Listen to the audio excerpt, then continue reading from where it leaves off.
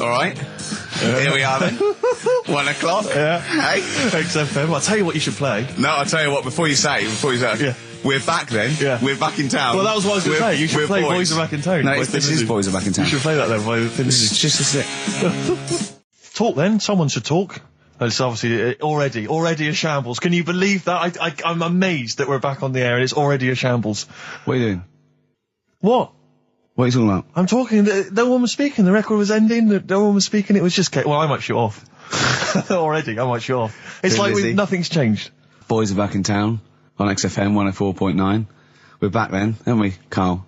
I'm Ricky Gervais, with me Stephen Merchant and Karl Pilkington. I'm not coming back. I'm definitely not coming back. Oh, care that I'm not coming back.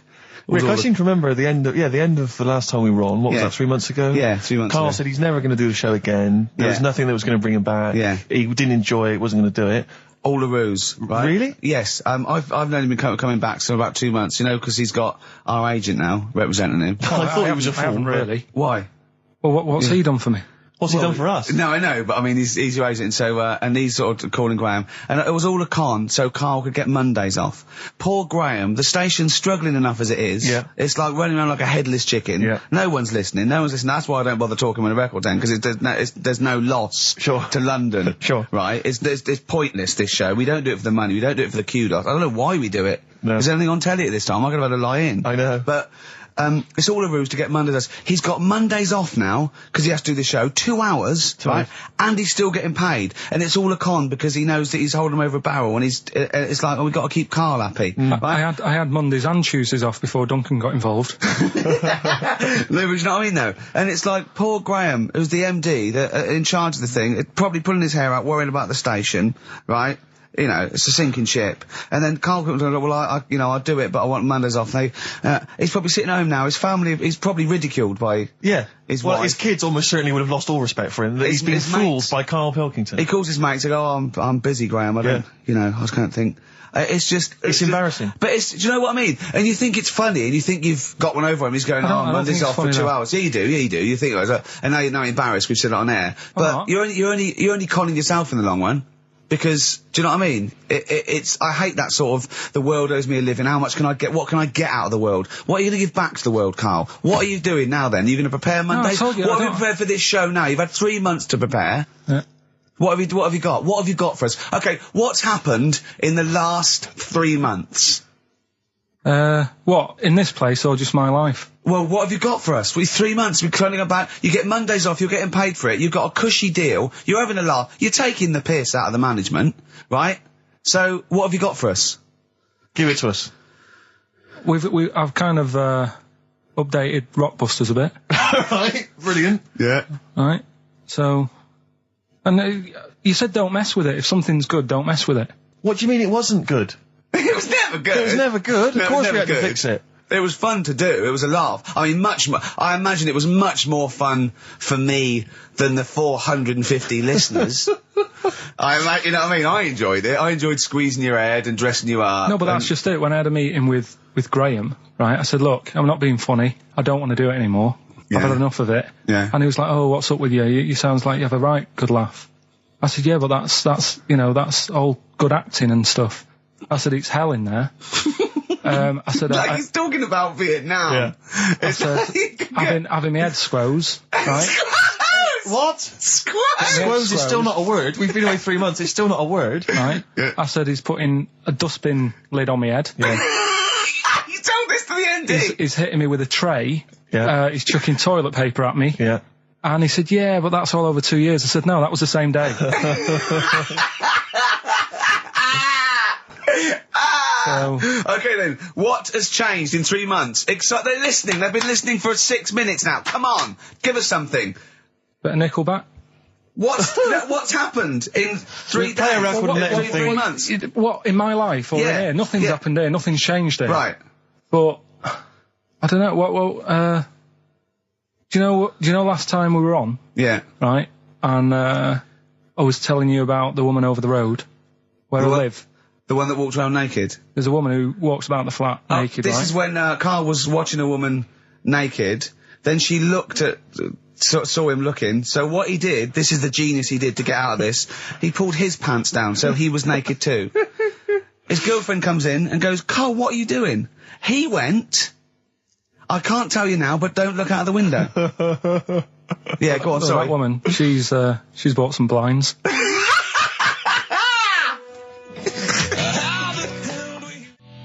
Nickelback, Someday on XFM 104.9. How old's the bloke from Nickelback? He looks about 40.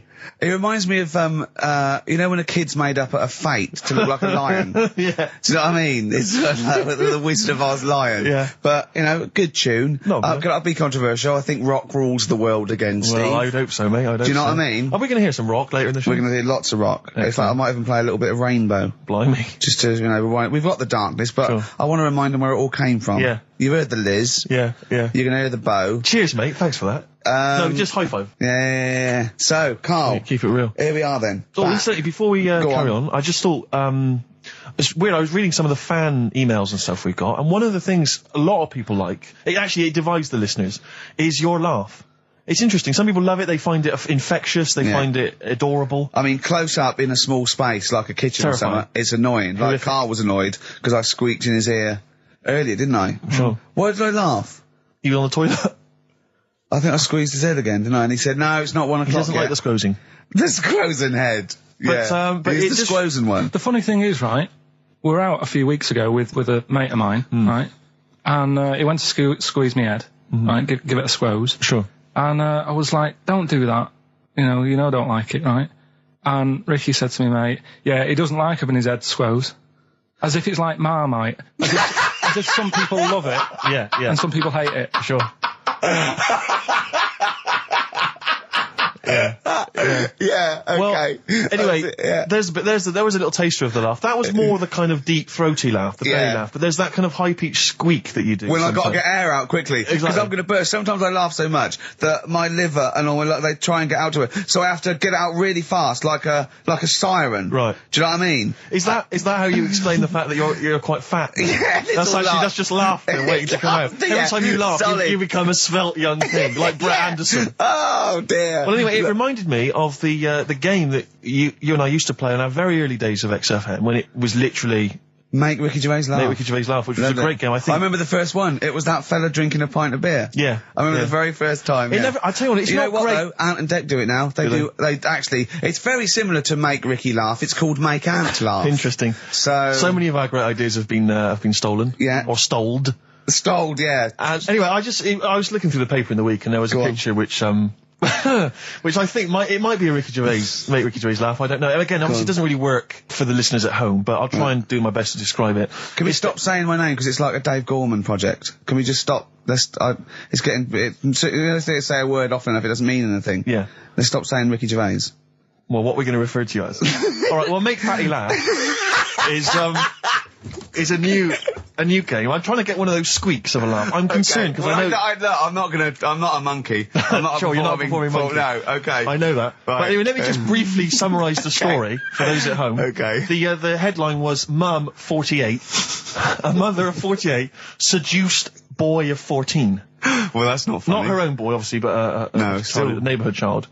I don't think it's a funny story so far. He said Grand Lana Allen, 48, led him upstairs and undressed to her waist, then took his trousers off. Okay, bear that in mind. This is a quote from him, right? Bear in mind, he's a 14-year-old boy, he's quite excited about this. He says, then we had sex, it was every boy's fantasy. Alright? You're going to show me the picture of her now, aren't you? So it's a picture of her. Oh, this is not... Bear in mind... This is... Okay. In his own words, Rick. Right. In his own words, this was every boy's fantasy. Okay. Here's the picture. It's a silent laugh. He's collapsed on the floor. I wasn't expecting that. I was thinking it looked like a fat man. I was not expecting that. Oh my god. Oh god. She looks like the drummer of Iron Maiden. She looks a bit like Lemmy.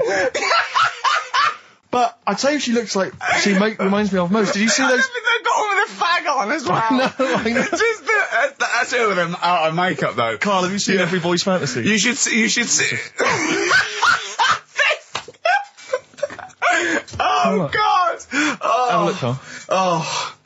Oh god. How old is she? 48. Oh.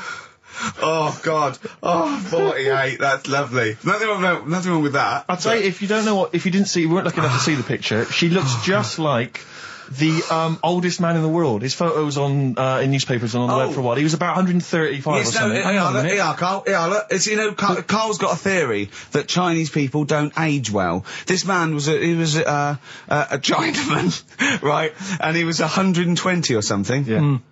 Did you see a picture of him? Yeah, he's still alive.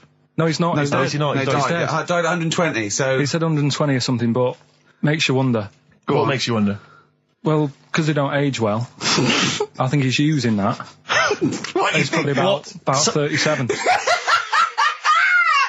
Oh, God! Honestly, we walk down the street, right, and we see an elderly Chinese person, right, and Carl would go, I just think he is. Yeah. Like, it's not... I don't understand. This notion that Chinese people don't age well, I don't know where this has come about. No, I mean, I'm not having a go. No, right? I never want anyone to think I'm like having a go at them. But they are really good looking and they're healthy and that. Till they're about... I've never seen one, right? Can you tell me if you've seen a Chinese person who's about 30? It's either 20 or 50. There's no middle ground. This is what I came back for. This is 2 hours of absolute drivel from the brain of Karl Pilkington. Let me just check something. So the Chinese gentleman who died recently was 130. Your theory is... Sure. Your theory is that he's maybe in his late 30s, early 40s. Yeah.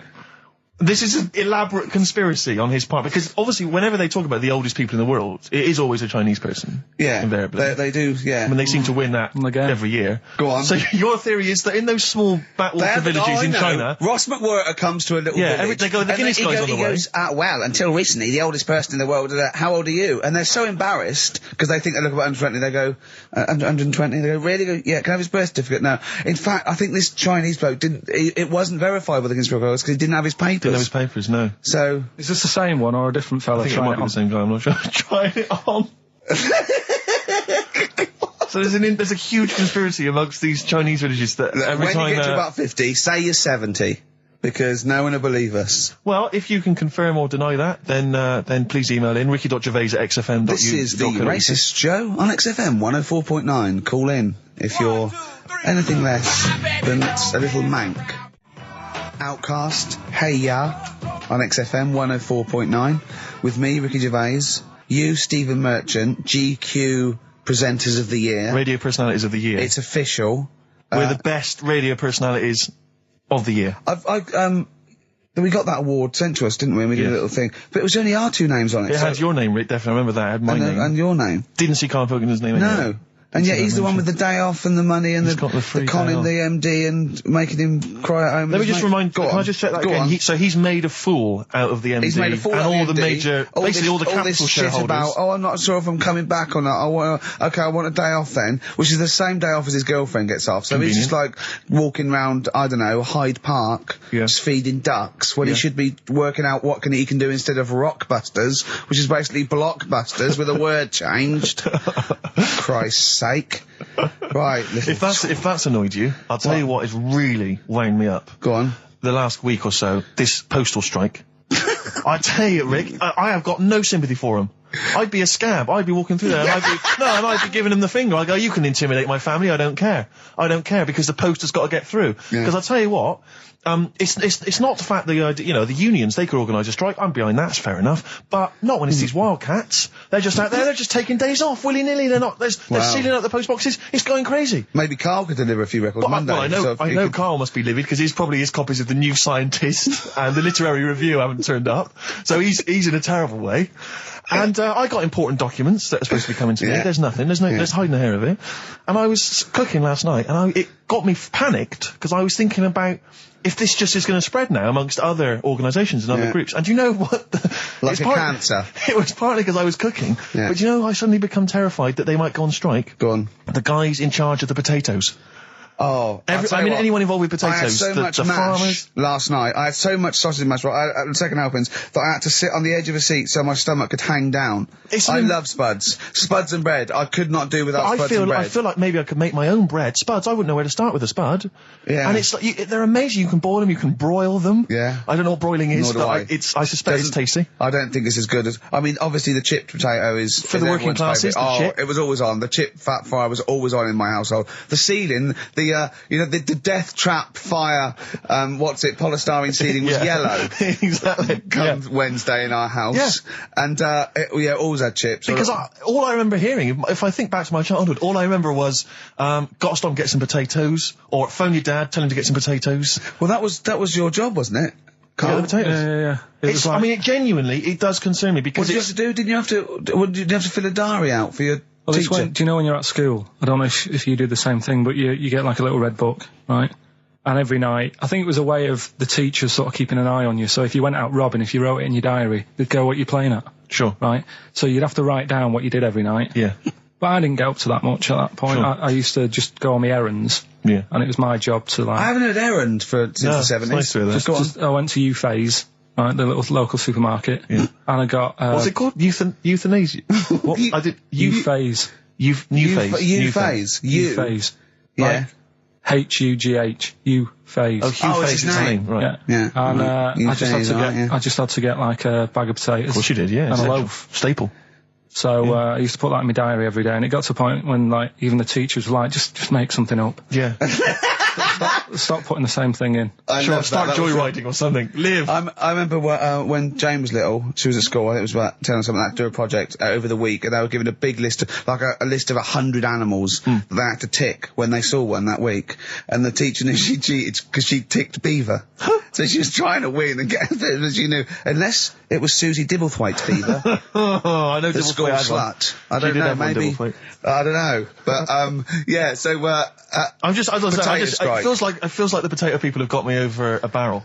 You know, I mean, they could hike the prices up. I still have to buy the potatoes. I got nothing else. I got to have that. You know, you got your fancy pastas for the upper classes, but for the working classes, it's chips or mash, isn't it, really? Yeah, no, I wouldn't worry. I don't think people who do potatoes are going to go on strike. I don't think so. Because we just go and pick them ourselves, don't we? Or grow them ourselves. Sure. What would be the most pointless strike? What would be the strike that we went so? Do you know what I mean? I'll tell you one strike that would go so.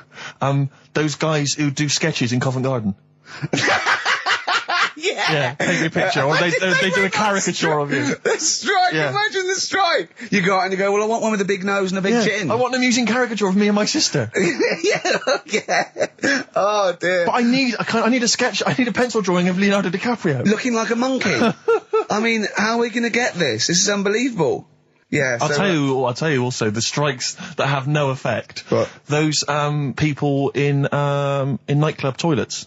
Who just, kind of there, they got the Lynx deodorant sprays. Oh, no, quite controversial at the moment with the Tweedy case. Oh, the Cheryl Tweedy case. Do you know what I mean? Sure, I got some thoughts on that, actually. Like what? Or maybe we play a record, I'll share my thoughts on. Well, coming up, some Steve Merchant thoughts on the Cheryl Tweedy case. XFM 104.9. Some R.E.M., Rick? What's the frequency, Kenneth? Yeah. What's the frequency, Kenneth? I'll tell you, it's 104.9 XFM. I'm Rick Gervais with me, Steve Merchant, and Karl Pilkington. Karl, the user Pilkington. Just takes. Takes. Destroyed a man. Go to you, Steve. You should talk like that more. It's cool and sexy. Thank you. I make it clear now, I do not condone in any way, shape or form what Cheryl Tweedy did. But I have to say, they wind me up. By they, you mean toilet attendants? Yes. Right. Yeah, not Pop Idol winners. That's what I thought you meant, yeah. So, go on. But, because I'll tell you what it is, you go into a club or pubs or big friendly pubs, you go in there, and there's the toilet attendant in there. He's got his little display of, aftershaves, sprays, some sweets maybe, whatever it might, maybe a lollipop. Maybe a lollipop. And, alright, I don't know if I assume they're not employed by the club. I'm assuming the club's we've got the DJ, we've got the bar staff. Wait a minute, we need a guy to irritate them. When the manager walks in, do they hide? Well, this is it. I don't know if it's a guy who's just like... Is it like busking? Yeah, he snuck in. He came in when it was free during happy hour. He's got a little carrier bag. Yeah. He snuck in the toilet. But the thing is, it's the fact that toilet attendants, fair enough. I mean, I'm happy if a toilet attendant sneaks in under cover of darkness, cleans it for me, and then shoots off. But it's when I have to see them there. I feel guilty because I've got to, it's like, I maybe wash my hands, I'll forget he's there, he'll hand me a paper towel, suddenly I've got to tip him like a quid or something. It annoys me because I wash my hands at all. I don't usually wash my hands. I sometimes don't even bother getting my knob out. I do it by stand and change my trousers when I get home. Exactly. So it annoys me I have to go through this charade of getting it out, slushing out of it, shaking it dry, and then washing my hands. See, if he did any of those elements, I'd tip him a quid, yeah. Pop it out. But not to hand me a paper towel and get it myself. And it's just guilt. And sometimes I'll hold it in because I'm nervous I don't want to go back in there. What annoys me is like a posh award ceremony, it's a pound a piss. It is a pound a piss. Do you know what I mean? So, or in a top hotel or something. Yeah. It's absurd. And I'll tell you what's worse than that. I know that he's doing it because he's got to feed his kids, but it's the fact that I've got to look him in the eye. You know, it's like he's humanised. You know, if he was only dehumanised, Rick. Yeah. If I could see him and I didn't think he was a human being, I wouldn't feel guilty. If he could sort of hide under the urinal, perhaps, or if he could hide underneath the sink. Like thing from the Addams, like he just puts out, he just pop a hand out, doesn't say anything, just hands me the paper towel. So you don't even see, like, you know, hand over, and then I'd put a pound in, I'd take the thing, put a pound in, nick a lollipop and run away. No aggro. Exactly. It's the fact I've got to see them and I feel guilty because, you know, I'm on the radio, I've got a cushy life. I know. Here's a guy who's just trying to make ends meet. It makes me feel bad, it ruins my evening. Yeah. I'm just pleading for them. Can they not do it anymore? Can they maybe get a job, illegal mini cabin or something? Please. Born Again, Star Sailor on XFM 104.9. We're back. It's the 1st November. Ricky Gervais, Steve Merchant, Karl Pilkington. It's the same old email address if people want to get in touch. ricky.gervais@xfm.co.uk. We've had a couple of emails, Rick. Someone, actually Ian, he's emailed in. He said that because of the blinking postman, it's his wife's birthday today. She's had no cards or presents because, presumably because she's got no friends, but also because of the postal strike. But you won't be able to use that excuse for Suzanne's birthday again because she knows that the postal strike won't be on around that time. All right, Carl. So. But anyway, so would you just say happy birthday to Tracy? Have those condoms run out yet that you got for Christmas? Carl? I've still got them. Have you? Just say happy birthday to Tracy. Happy birthday, Tracy. Happy. And hello to Aidan, who's phoned in to let us know he's actually listening in Northern Ireland. Oh, so we've gone international. Sure. Now there's also a questionnaire has been sent in by Ruth Chamberlain at Cordwainers College. Cordwainers College seems a weird. Cordwainers. It used to, yeah. It's either used to be a poly or a laundrette. I think it's Anyway, it's something that she's doing for, she's studying product design for the fashion industry. And anyway, she's got, some questionnaire. And we're too busy and important to fill out the questionnaire. But we thought maybe you could answer it, Carl. Carl, look, he's yawning, he's looking round. He's only got to do 2 hours and he gets a whole day off and he's getting paid for it. Do something, Carl. Be grateful. You've probably ruined a man's career. He's been ridiculed now for doing this. He's so weak where he should have squoze your head and kicked you out of the building. So, let's have a little bit of effort. You've only got an hour and a quarter to do, then you get 2 days off, alright? Alright. Right, Carl, it's a questionnaire about happiness. Oh, yeah. There's one person... Well, that should answer it right where. The first question, Carl, on a happy scale of 1 to 10, where are you on the happy scale? Is it at this moment or in general? Well, I would say generally. Okay. Yeah, but you don't always have to, like... I think I'm happy in that, but I don't always show it. You never show it? No, but it doesn't mean I'm not happy in that. Like, I'm alright at the moment. I'd say I'm probably on about an 8. I was probably on about a 9 when I woke up, right? And then, sort of fell out with Suzanne over a haircut. Yeah. Right? She went for a haircut and came back with something that I didn't like. Sorry, what did you say? So when your girlfriend walked to the door, she had her hair done, you said, I don't like it, alright? She could tell by the look on my face. But don't you say, no, I'm happy with it, I just can't tell. I'm loving it. Because then she won't have it done again. Oh, Carl, I just cannot get over you. I really can't. No, but you haven't seen it. Right? Oh, So then I was fed up, but then I thought... Sorry, what authority have you got to talk about haircuts? Yeah, you had officially from a barber in Manchester above a railway station in a shack, it was £2 a cut, told you had the hair of a Chinaman. Well, you wish you had the hair of a Chinaman now, you got no hair.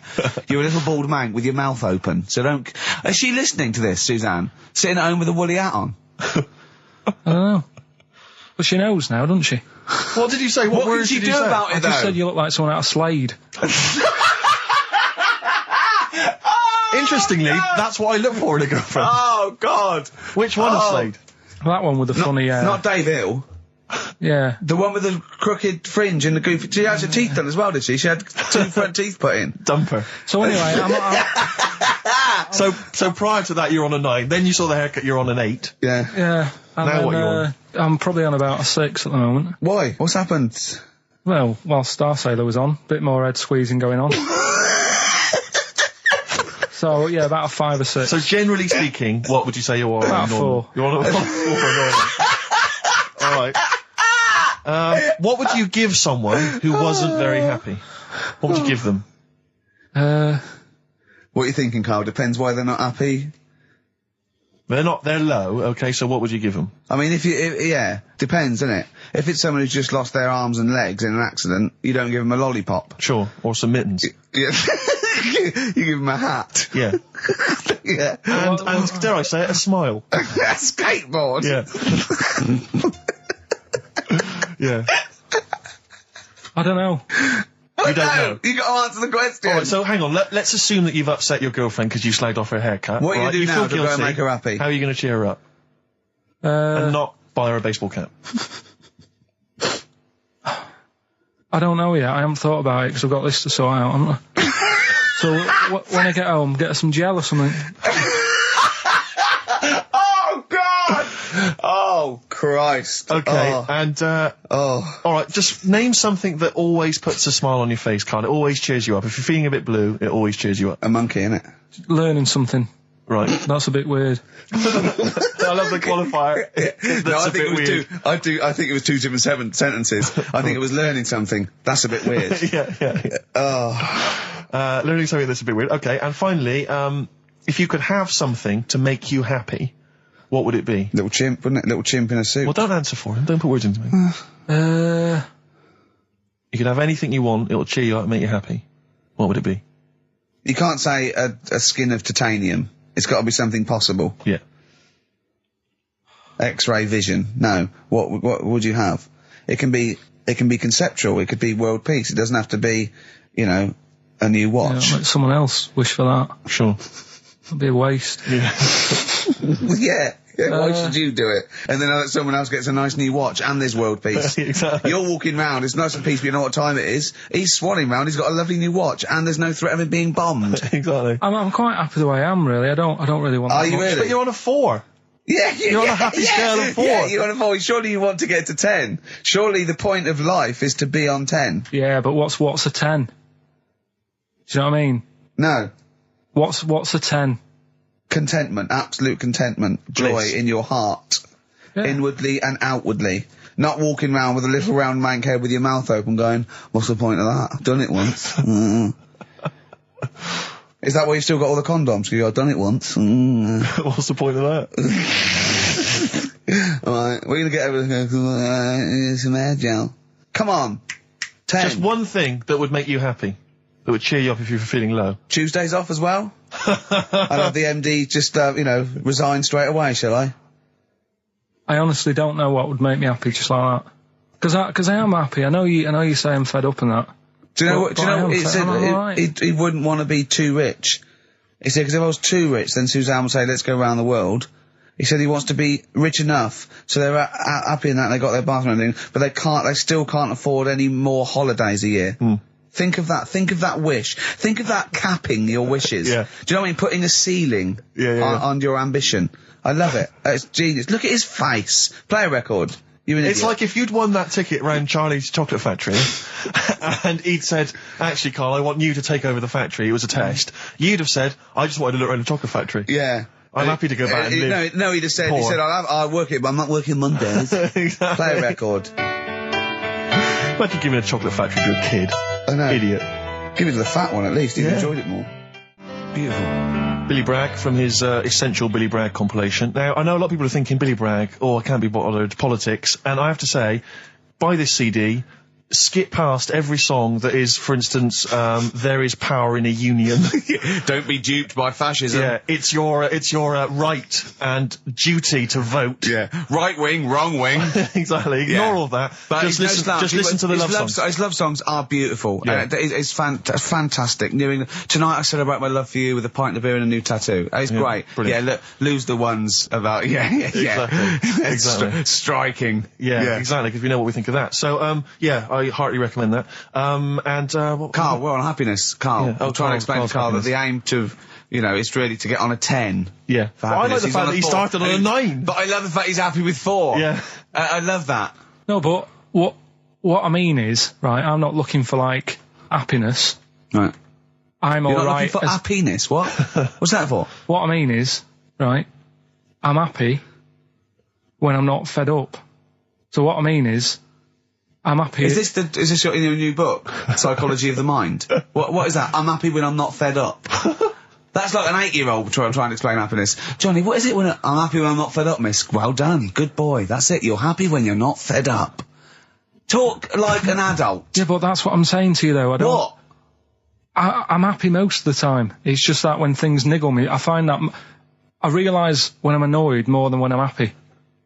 But Carl, every time we talk to you, you are whinging about something. You've got something that annoys you. But he's one of those people that if he whinges loud enough, he gets away with it. Like he's in here, I think he goes, I'm really busy. I come in and he's doing nothing. He's chatting, because he's having big, long chats with everyone about how someone's wound him up. Yeah. And they all come and they go, oh, Carl's fed up. Because he's got this show. You know what I mean? He's wormed his way. Hang on a minute. You came in moaning about the Post and that today. Yeah. Well, everyone's annoyed and frustrated by that. There's small businesses going out of business. I'm not. You haven't heard me. No, you're not, because who's sending you letters? No one. You've got no friends. You've said that yourself. Yeah. You've openly declared you don't want friends. They're too much hassle. Yeah. Yeah. That is my joy. Friends that is the point of life to me. I can't wait to see them. I squeeze their head. I welcome them in. Oh, they annoy me. They annoy me. Annoying me. I love it. Friends are annoying. He's even scared of doing something with a friend or getting a gift because he goes after buying one back now. Yeah. It's sort of like life's a bit of a chore for Carl, isn't it? Well, anyway, all right, let's leave that aside. Obviously, you're never going to be entirely happy, although apparently you are already on the brink of happiness. All you had to say was your hair looked nice. That's all you had to say. Yeah, it looks good, yeah. And that's it, end of story. What's the point in that? What is the point in that? Because she doesn't really care what you think, but she doesn't want to hear that she looks like Dave Hill from Slade. She's not having her haircut just to please you, Carl. Despite what you might think. He's taken aback by that. Yeah. Sorry, happiness then, yeah. All right, so I was happy the other week, right, when I was going up to Manchester on the train, nice quiet carriage, I'm sat there reading about sharks and that, right? Nice and quiet. And I got annoyed, I texted you, didn't I? Yeah. When 2 fellas got on. Can we talk about it? Well, yeah, you've started it. 2 gay men got on. Go on.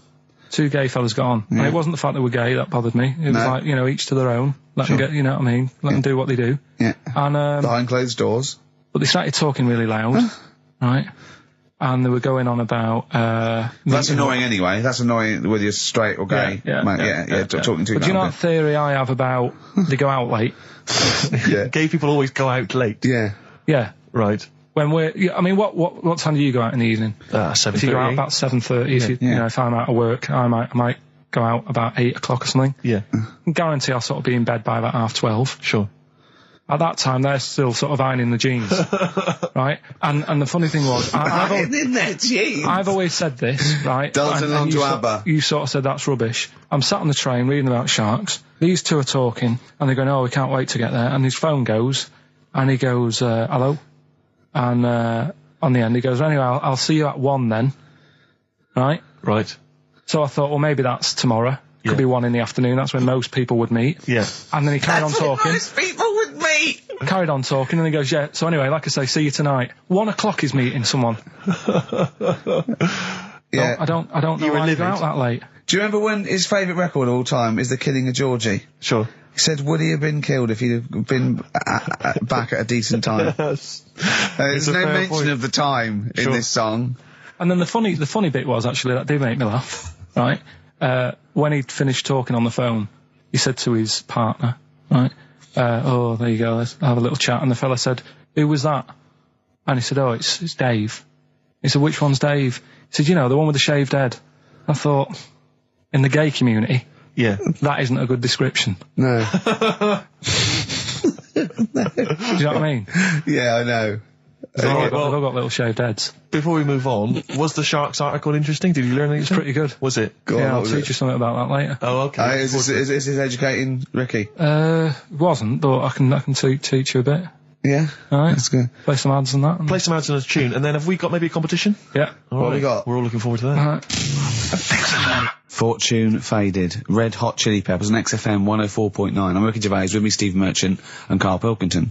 Back for 2 hours a day, then a Monday off. Conning the management, baby, and sending this station spiraling down into the depths for his greed and selfishness. Yes. Okay.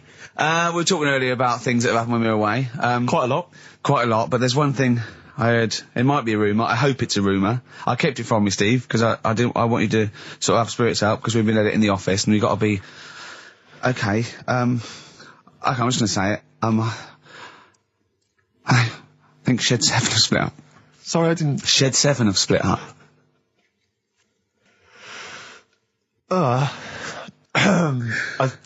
think I got something in my eye. It's just a bit dusty now, I think. So, okay, if it's true, it's true. If not, at least we got their music. Their music didn't. The music lives on. So we're going to dedicate this show to Shed 7 and all the bands they influenced. So we're just going to play... Just every artist that formed a band after they'd heard Shed 7.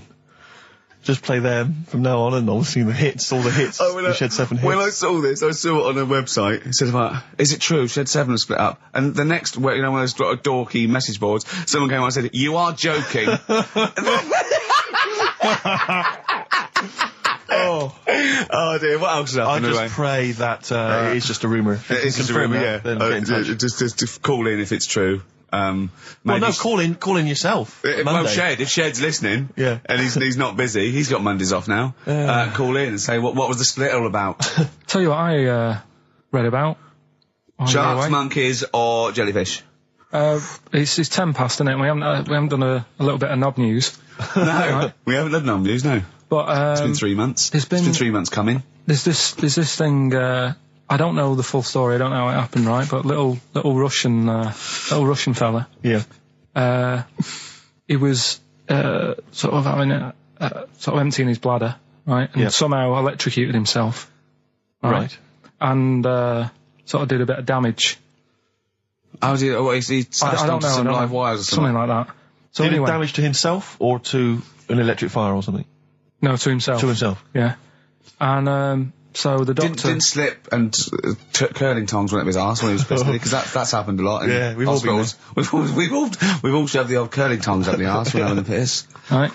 So I can't even be bothered. No, go on. No, we're interested. Come on, we're interested. You can't be bothered. You get Mondays off. Do some work. All right. So anyway, so the doctor says, "Oh, it's not looking good. We'll have to take that off." What? And he's like, Novectomy. Yeah. Really? But the funny thing is, right? Nothing funny about that. They've done. You're doing me head in.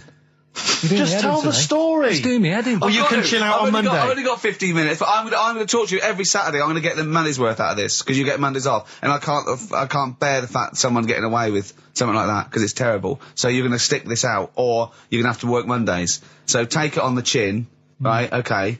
Just finish the story. Yes. I command you. Just do it. Anyway, so they said, he said, you know, will you be able to sort me a little knob out? A prosthetic cock. Yeah. But they put him out for the operation. Yeah. He woke up. Yeah. Right, and he's thinking, oh, thank God that's over and done with. Yeah. They've only grown it on his arm. What are you talking about? You twat. Shut the you're an idiot. What do you mean they've grown it on his arm? Apparently, like, that's the way they do it. Oh, yeah, but to then put it on, that wasn't a mistake. It wasn't doctor going, did it go there? Some bloke I didn't do a degree. Are you a real doctor? Yeah, yeah. No, but why put it there? Because it's got to grow, it's got a graft there, so they can control it. To skin tissue. But on your arm. Well, but they're going to remove it from the arm itself. What do you mean on the back? On your back. Somewhere, well, we can't wear a t-shirt. Yeah, but you could have He's in hospital. But this way he can still have a little tug, can't he? But they'll leave it there for quite a bit. It's not... Do you know what I mean? It's not going to be like, oh, it's just there for a few days. Yeah. It's there for a bit. That's not good, is it? So he's got a cock on his arm? Yeah, what's up with that? What do you mean, what's up with that? Well, I mean, we could say it's a thumb or something, couldn't he? Yeah. But they remove it. Be good for hitching. If you had a knob instead of a thumb and you went hitchhiking, just tickle it, and they can see it like a mile down the road, couldn't they? Posting. Yeah. If I'd lost my knob, I'd go, oh, I'm not going to have all that stuff. Just whack a pair of tits on me. Do you know what I mean? I think, oh, just forget it. But why not just put it where it should be straight away instead of messing about? Where should it be straight away? You know. On the forehead. Listen, are we doing a competition? Let's play a tune. Carl, you can't be bothered. Right, okay, we're going to scrap this and you're going to work Mondays again. Since You've Been Gone by Rainbow on XFM 104.9. Well, it's what the Londoners have been waiting for. It's Rockbusters, isn't it, Carl? Well, it's not Rockbusters. It's something we've done. It's a bit like Rockbusters, but it's been tweaked. Brilliant. Right? So remember that it's done with sound effects and that. Oh God! Really? What do you mean? All right, come on. Right, remember this one? We tried it before. Hold on, wait a minute. There'll be headphones on, right? Oh, wait a minute. And this is one you've done in the past. This is not the competition. This is not the competition, but I said, like, what song is this? Right. Smack my bitch up, yeah. Brilliant. Smack my bitch up. Yeah. Right. So it's kind of that, but rather than just doing songs, it's that film or song sounds good. You know, when you do these things, you can't do them in the week. You've got to do them either Saturdays or Mondays. Yeah, I do, yeah. Well, I'm going to check on that, because that really annoys me. Because it's been done, so it doesn't really, you don't have to worry about it when it gets done, do you? Because it's done, so. Well, yeah, but I don't want you taking time out of things you should be doing at work. You're already weaseling way out. XFM's going down the tube, and you're taking the piss left, right and centre. Right, so here's this week's little grab. That film or song sounds good, so what is it? Come here.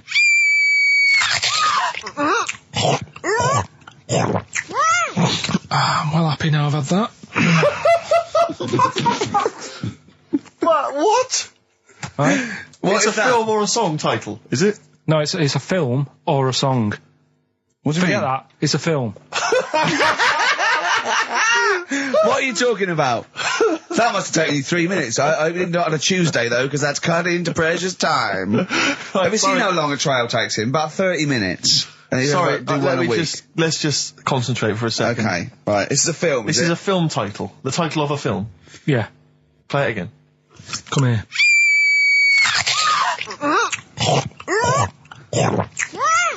I'm well happy now I've had that. Right? Oh, dearie me. Dearie me. 3 months they've waited for that. 3 months for that. Shite. Do you want to say what the prices are? Oh, I can do. I'll tell you, there's good news and there's bad. I don't know, I think maybe this is what people think of Carl's quizzes. This is the respect they show us. Because you know that the various companies, they'll send you product which you can include in competitions. It's a promotional tool. Yeah. They've sent us I'm Alan Partridge, Series 2, and Fawlty Towers, the complete series. Brilliant. On VHS. I mean, who's got a video player anymore, Carl? It's for losers and the working classes. Yeah, for up north. They still sell them up north, I think. Thankfully. In market stores. It's been redeemed. I mean, I wonder how we got hold of that. Yeah. Yeah, The Office Series 2 on DVD. That was a nightmare, getting hold of that one. The best album in the world ever. It's got stuff on there. Super Furry Animals is on there. Supergrass, Gold Frap.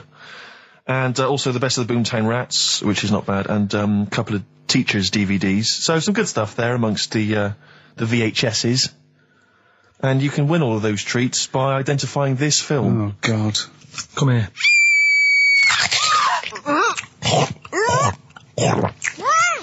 I'm well happy now I've had that. Email only, we don't want to actually speak to you.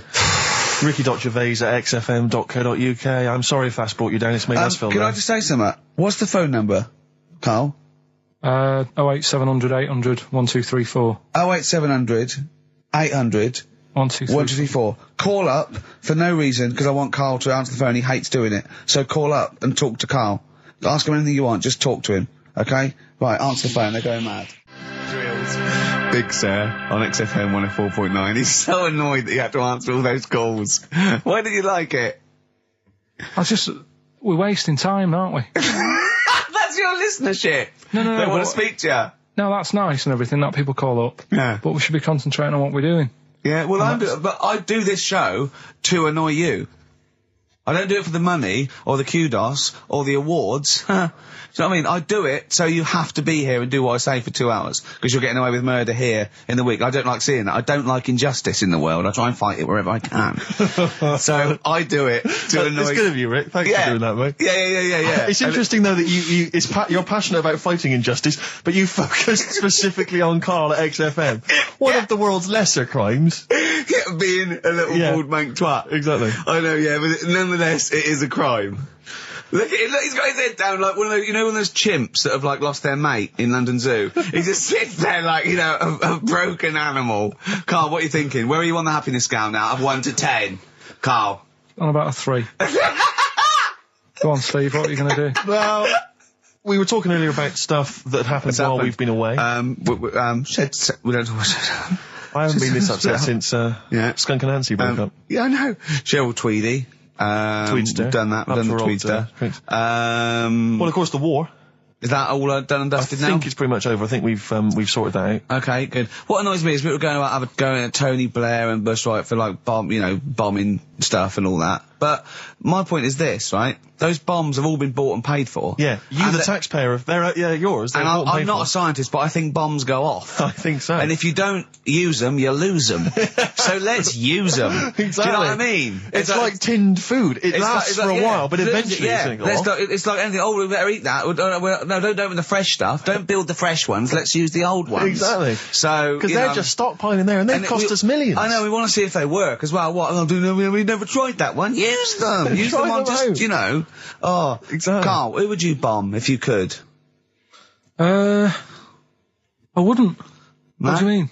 Well, imagine you could bomb a country. You're not actually going to bomb them, but you're just going to frighten them. Just going to put the frighteners on them. Frighten them, yeah. You're just going to go, I'm going to bomb you, and then obviously... And they'll go running, hiding under tin shelters and that. Yeah. Ricky's house? No, come on. What country? No, what country? I wouldn't. Honestly, no one sort of makes me fed up or anything. No one makes you fed up? Not enough that I want to bomb a place. You're not actually going to bomb them. I wouldn't get involved. I just say, let someone else do it. Sure. Typical, isn't it? What about you, Rick? I got a list here. Do you know who I'd threaten? Go on. The Swiss. Oh, they've had it easy. They've always had it easy. They've always chicken out. It's that equivalent of having Mondays off. Exactly. Like, we don't want to fight. Exactly. You can both walk through it. You know what I mean? Yeah. We're a carpet. Exactly. While we're busy sorting out fascism. Yeah. Or Osama bin Laden. They're just chilling out. They're holding ours and Hitler's coat. Exactly. Do you know what I mean? Little weed. Yeah. Both turned on them. Yeah. And I'll tell you who else. This will just frighten them up. Just shake up a bit. Iceland. They've had it easy. Because they have stayed out of everything. They have not been involved in anything, as far as I can tell. But you don't have to bomb them, do you? Eskimos, they've never been involved in anything. I know, but don't bomb them, just pour hot water on their igloos. Exactly. Just send a plane over with warm water. With a big flask. Yeah. No, just to shake things up a bit, just to keep them on their toes, that's all it is. Why would you live there? If you could choose, I have no idea. If you're an Eskimo and you're born, little baby, you grow up and you go, what? I'm sorry, I'm eating ice and fish for the rest of my life. Well, fair enough. Having a laugh. Fair enough, like years and years ago. But now, presumably, they're aware of the proper house and the fact you can live in, say, Somerset or the south of France. I know, but it's like, haven't they learned? It's sort of like, they haven't even got, they're not even on as good a thing as the North American Indians. Now they're sort of pissed up. They got smoking fags. They live in lovely little cages. They're all brought to their little village. They're having a whale of the time. They don't have to go hunting anymore and killing buffalo. And the same with the Eskimos. Let's get them some beer and fags down there. Knock the igloos down. Build them some lovely little semis or like... Or just a little kind of trailer or a caravanette or something like that. It's got to be better. It's got to be preferable. I know. Some of them now have got TVs built in, Rick. I know. And showers. Yeah, they've got cable and stuff, have they? Yeah. Or is there one sort of Icelandic channel? Get satellite or whatever, wouldn't you? Magnus Magnusson. Yeah, exactly. Probably doing... There's loads of Mastermind reruns. Yeah. And Pingu. Just on a loop. That's porn over there, Yeah, though. exactly. Oh, brilliant. No, well, that's like a hardcore documentary. Yeah, this is Racist FM 104.9. Yeah. So, who would you like to see bombed? Or not bombed, not bombed, but just put the frighteners on them. Yeah, email ricky.gervais@xfm.com. Anyone. Any nation or anything. Karl, thoughts? Play a song? You're not working for your money. You're not having Monday off. We've got to do something Monday. Let's plan something Monday, just to get him in here. You've got 2 hours for 8 hours off. You don't do an 8-hour day anyway. Rick, how much is he getting paid? He's getting money for this. I think his wage went up last time. So he's getting paid to be here, extracurricular, extra work, right? So it's moonlighting, and they're giving him a day off. Yeah. And he's contributing nothing. Nothing. Huh? What, Carl? Did you say something, mate? Huh? What's going on? What? Going on with yourself? Well, say something back and earn your money. Well, let's just play a song. We've done a bit of stuff there. You idiot. Don't say we, mate. I've not heard anything from you. We've heard your contribution. It's a classic, If I Can't Change Your Mind from Sugar on XFM 104.9, Ricky Gervais, Steve Merchant. Mouldy, up to his old tricks. That's right. In the Shugs. Should we just... Yeah. Should we just hear Carl's name Carl, that film Come again? on, Carl. Come on, hurry up. Do work, you got half hour, then you get Monday off. Come here.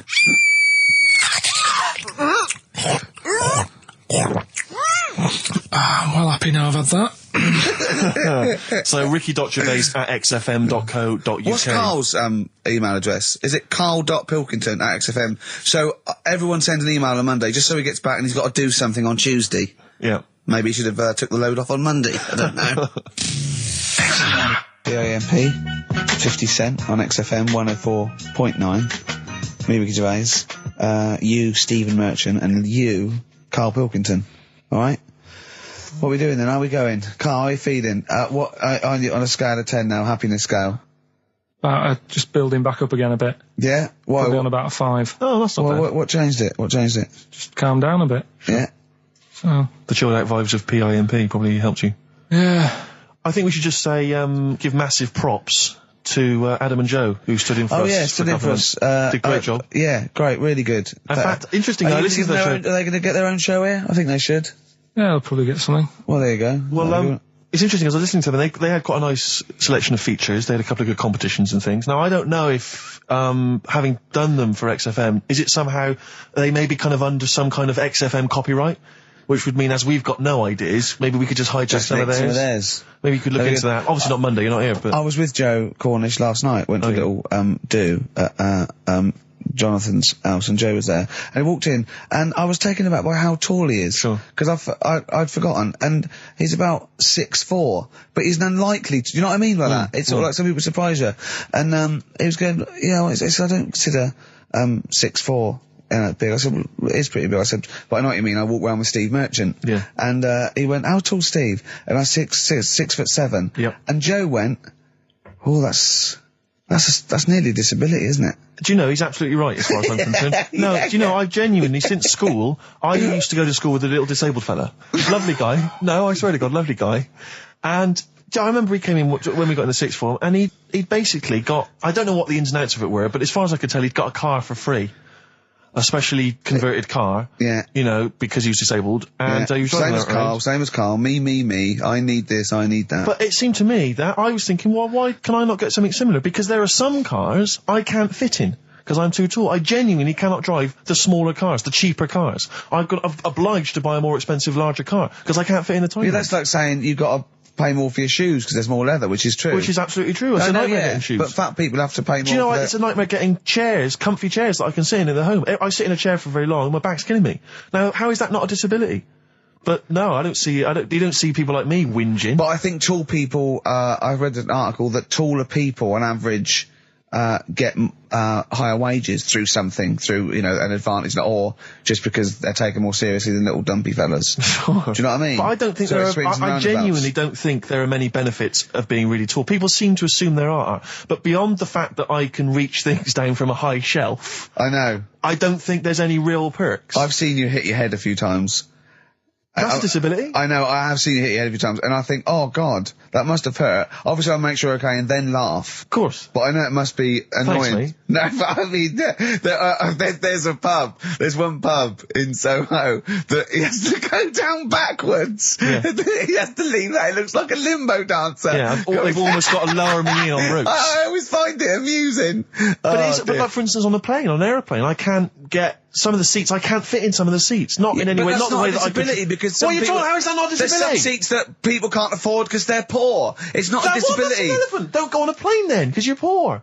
But if you can't afford to go on a plane, you can't afford to go on a plane. You should have studied hard at school. But what annoys me about that is there's a physical disability I was born with. There's a weight allowance, so I might not be allowed loads of bags on, but there might be a big fat pig in the queue who's allowed the same chocolate allowance as me. That's because they've been eating like a bloater. I couldn't stop myself from growing this tall. It wasn't a conscious decision. I didn't think, I'll tell you what, I won't smoke when I'm a teenager. Maybe I'll shoot up.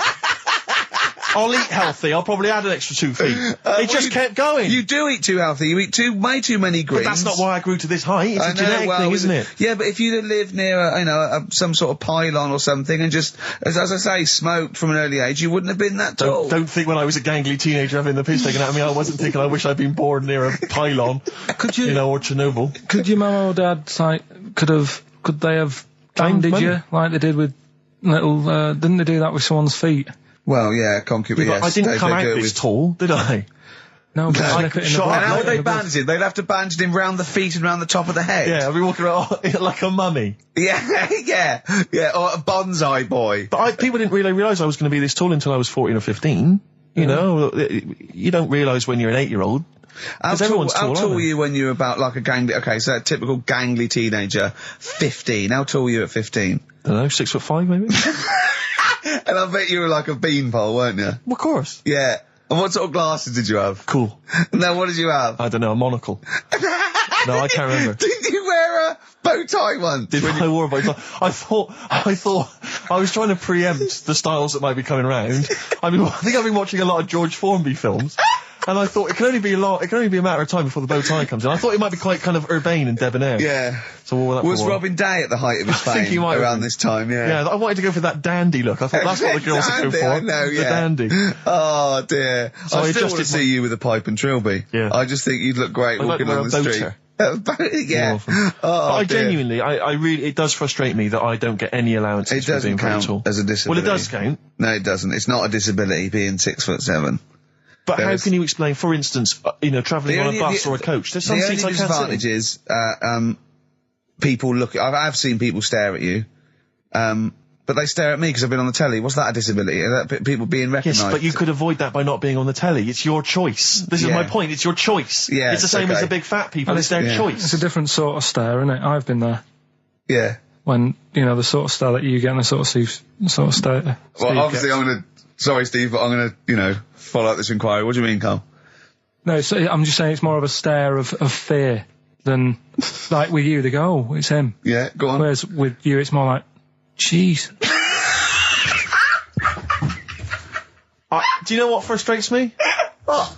I thought he did deserve having a Monday off. I've changed my tune. Yeah. Sometimes you don't realise this, listeners, but sometimes I'm an intermediary. I do step in when he's winding him up, because Carl gets to the point where he's going to explode. Yeah, and it's crazy. Okay, Jerv, and I step in, and this is the kind of response I get from Carl. This is the kind of back chat I get Well, I tell you, he's a little user. I'll tell you what, because he's too scared of winding you up, because he knows that you'll just walk out of here and he won't get his Monday off. Absolutely. Play a record, you little oik. Weasel. You're a weasel. Title track from an album called 1972 by Josh Rouse. Well worth listening to. XFM. Yeah. Ads. Yeah. Joe Jackson, Different for Girls on XFM 104.9. Ricky Gervais, Steve Merchant, Karl Pilkington. He's annoying me now because he's got a day off and he's got 2 hours and he's miserable. He's not even doing anything to the show. It really annoys me. Well, hang on, wait a minute. You've forgotten his brilliant film quiz. Yeah. He's contributed that. That he probably did during the week. Well, do you know what I mean? What, are you going to change your attitude, Carl, or what? Or should we just, not bother with this show? Told you. What? Don't annoy me and you'll get the best out of me. Yeah? I told you, this show is to annoy you. You knew that. But this is what you're going to get. Do you know what I mean? But no, you've got to be good and get the day off, or there's no point for any of us. Right, if you were having an operation, would you annoy the doctor? What? You can't concentrate, can he? Don't wind him up. The fact that he's a doctor. All of a sudden. Yeah. He's got to press a button and find out what a monkey did in 1932. And he's, Where's the monkey news? It's been a bit quiet, hasn't it? I've been... What, in the last 3 months? Okay, there was something that I found last week about one that was in an old people's home. It escaped from some zoo. It was wandering about. It was enjoying itself, and then when it got to the night time, it was like, oh, what am I going to do? And the first place it came across was like this old people's home. Yeah. Went in there, I think it was there for about a week and a half without anyone realising. No. No, it did. No, so the helpers and the nurses and the social workers and the matrons and all that, they thought, well, Mr. Sanders looks a bit hairy. But I mean, that happens, you know, it comes out your ear and your nose when you get to about 70. And he stooped over, yeah, of course he has. He got bow legs, yeah. And he eats more fruit, of course he does. Well, that's when they realised. Why? Because someone in the kitchen said, hang on a minute, getting through more bananas than we normally get. Right, sure. do the competition. Do the one thing you've done this week, probably in their time again. You're getting paid for it. You're having Mondays off. Yeah, and you're not into it, so that waste of time. That film sounds good. It was like this. Yeah, okay. Come here.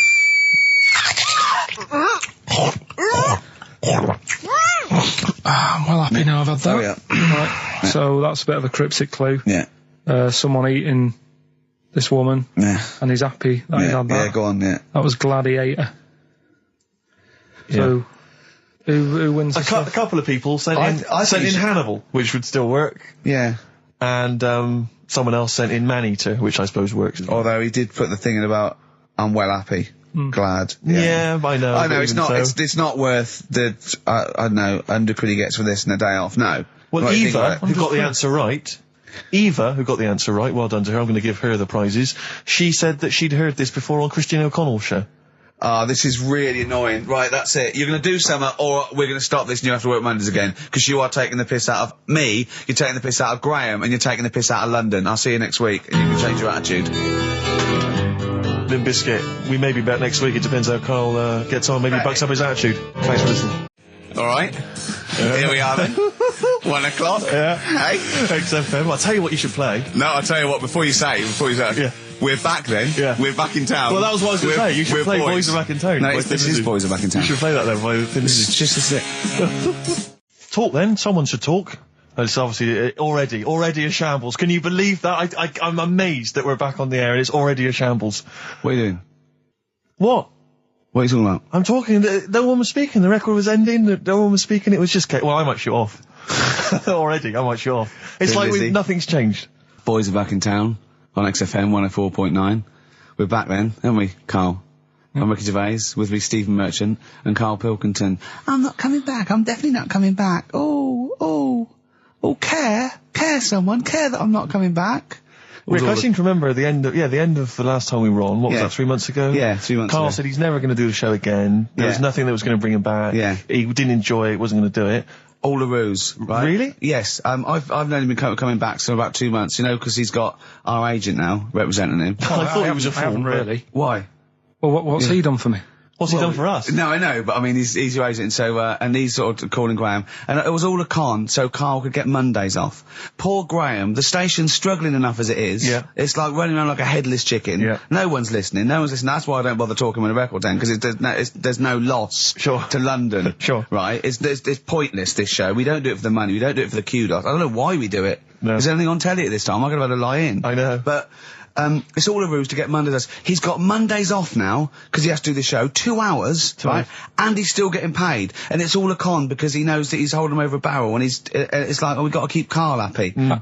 I had Mondays and Tuesdays off before Duncan got involved. No, but you know what I mean, though? And it's like, poor Graham, who's the MD, in charge of the thing, probably pulling his hair out, worrying about the station, right? You know, it's a sinking ship. And then Karl comes along, well, I'll do it, but I want Mondays off. He's probably sitting home now. His family, he's probably ridiculed by his wife. His kids almost certainly would have lost all respect for him. He's been fooled by Karl Pilkington. He calls his mates and goes, I'm busy, Graham. I don't, I just can't think. It's embarrassing. But do you know what I mean? And you think it's funny, and you think you've got one over him. He's going, Monday's off for 2 hours. Yeah, you do. You think, and now you're embarrassed. We've said it on air. But you're only conning yourself in the long run. Because, do you know what I mean? I hate that sort of, the world owes me a living, what can I get out of the world? What are you going to give back to the world, Carl? What are you doing now then? Are you going to prepare Mondays? What have you prepared for this show now? You've had 3 months to prepare. Yeah.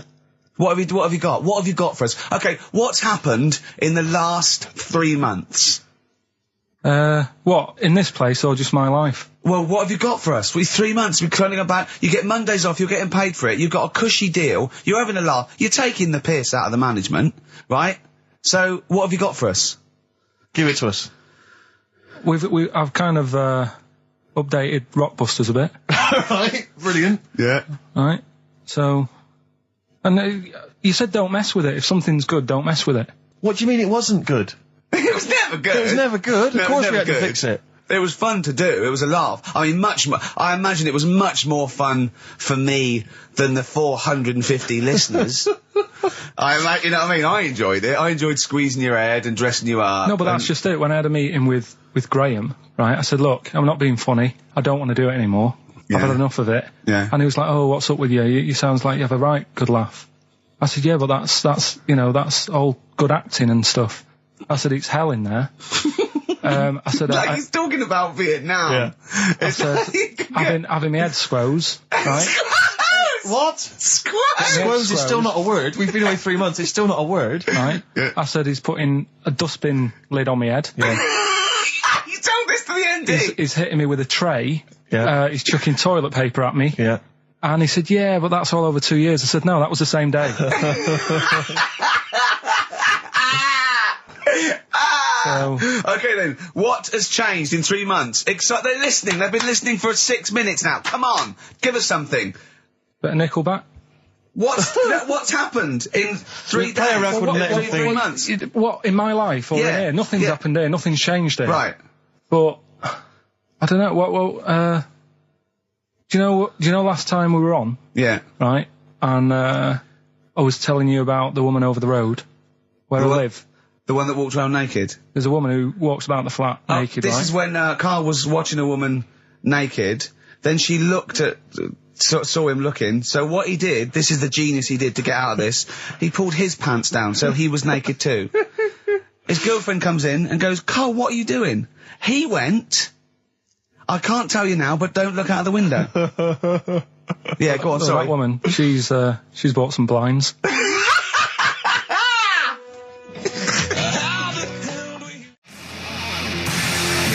Darkness. I believe in a thing called love on XFM 104.9. I'm Ricky Gervais. You're Steve Merchant. Sure. That's little Karl Pilkington over there. Where is he?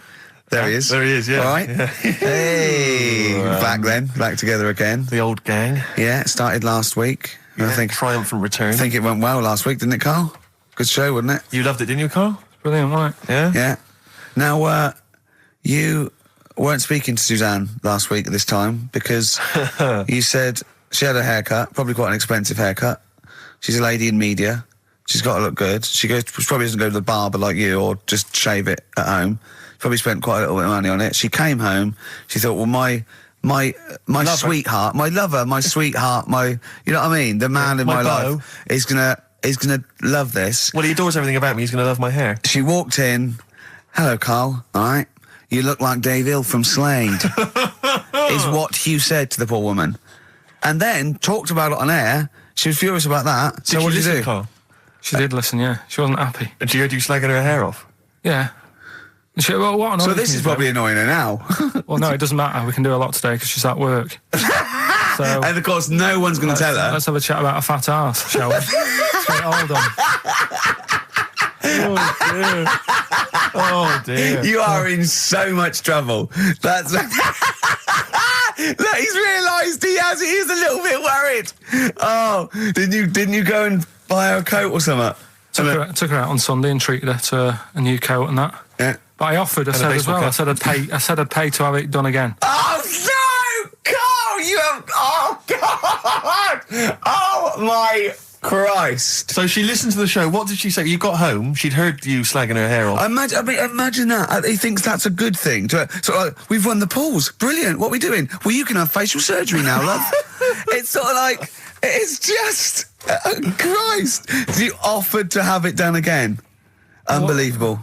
Yeah. But I got home and she's like, being moody with me, right? Yeah. You thought something's wrong, so you must have listened to the show when I was slagging off her hair. Well, his first thought was she's probably looked at herself in the mirror. She agrees with me. Yeah, that barber's been round again. Yeah. And she just said, that wasn't very nice of you, was it? Oh. So I just said, hang on a minute. I said, that's what we do on the show. When I'm slagging off, Chinese people looking old or whatever, I said, you never interfere. Sure. I love the fact... She's got to get her priorities right. I love the fact that she's in the same queue as a billion people you've never met. Yeah. That's fantastic. She's in the same queue. Well, you didn't complain when I was because slagging Karl, I don't think Karl has ever admitted he might be in the wrong, ever. Certainly not to you or I. So did you admit... That is so true. Isn't it? That is so true. He's never admitted that he might be in the wrong. So did you, in this instance, agree that maybe you'd overstepped the mark? No, I just said she took it badly. Do you know what I mean?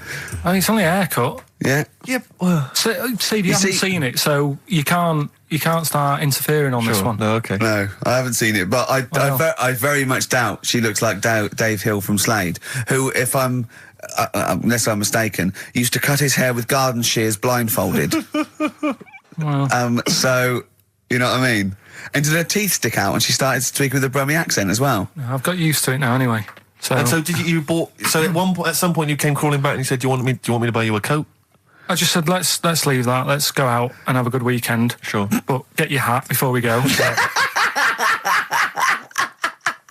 And treated her to a new coat and that. It's a nice coat, so people will look at that rather than looking at the head. So if does it do flash? It's got obscenities across the back.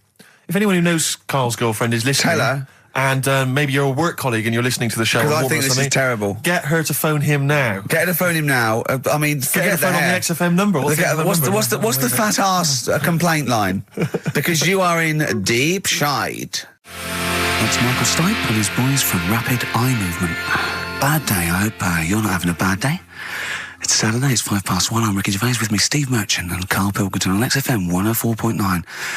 Big up and a big thank you to Alex Zane for the last 3 hours. I could do it. How long could you keep going with That's that? it. That's it? That is it. Because you see, Alex Zane, we came in while he was doing his last link, and he's an absolute pro. He really is. I was watching him, and he was, at home, you probably think that he's giving you his full attention. He's not. He was looking through a listings magazine, probably figuring out what movie or theatre piece he's going to check out, with a lady later. Yeah. Probably going to cruise down there with a couple of, chicks. And he really is an absolute pro. Yeah. Looking at you, Ricky, and it's like you can sustain it for a while. Yeah. You're a talented performer, but it's sort of, I don't know what it is. Is it concentration with you? It just ebbs away almost instantly. And you try and do 2 things, 3 things at once, but normally on air, that's you eating, picking fluff out of your belly button. I never once, when we were on the set, we were filming The Office, and I'm trying to put off actors, just coming up ways, instead of remember lines, coming up ways to sort of ruin the show or make them laugh.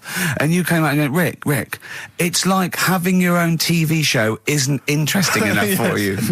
Just concentrate, it's lunch in an hour. I went, all right. Well, the radio show even less so. I mean, you really can't be bored. How long do you think your interest you sustain your interest?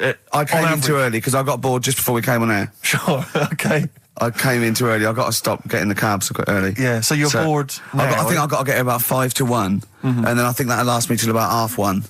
Again, as he was saying that, he's not giving you his attention. He was kind of leaning back. He's put his feet up now on the desk. I've got to get comfortable, haven't I? And this CD rack's in the way. Sure. Well, you get yourself comfortable now. Get yourself settled. And then sort of... Because a lot of people will move the... There's the microphone moving now. That's the squeaking going on. You've broken the CD rack. You could actually, of course, you could move the CD rack by getting up and moving it. No, that's too much effort. You've got to try and do that whilst angled on the seat. I'm nearly laying down. It's almost horizontal. It's the most you can get.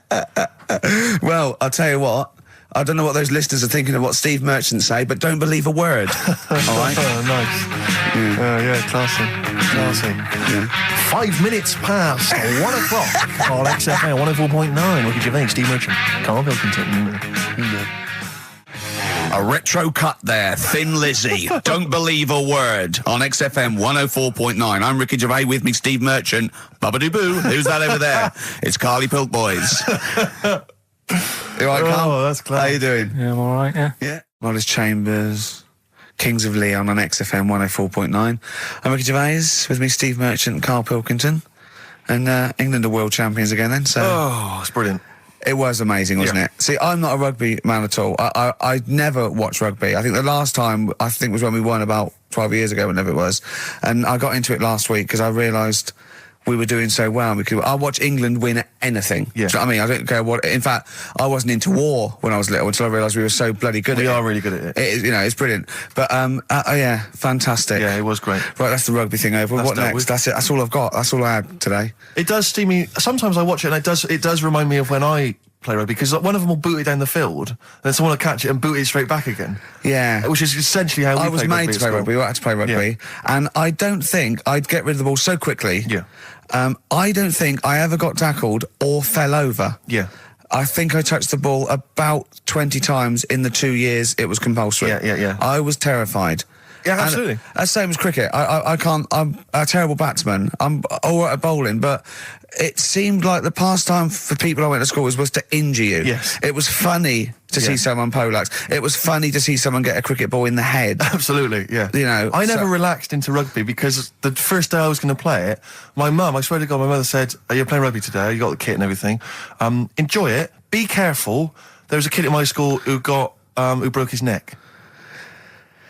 And cheers, thanks very much for that.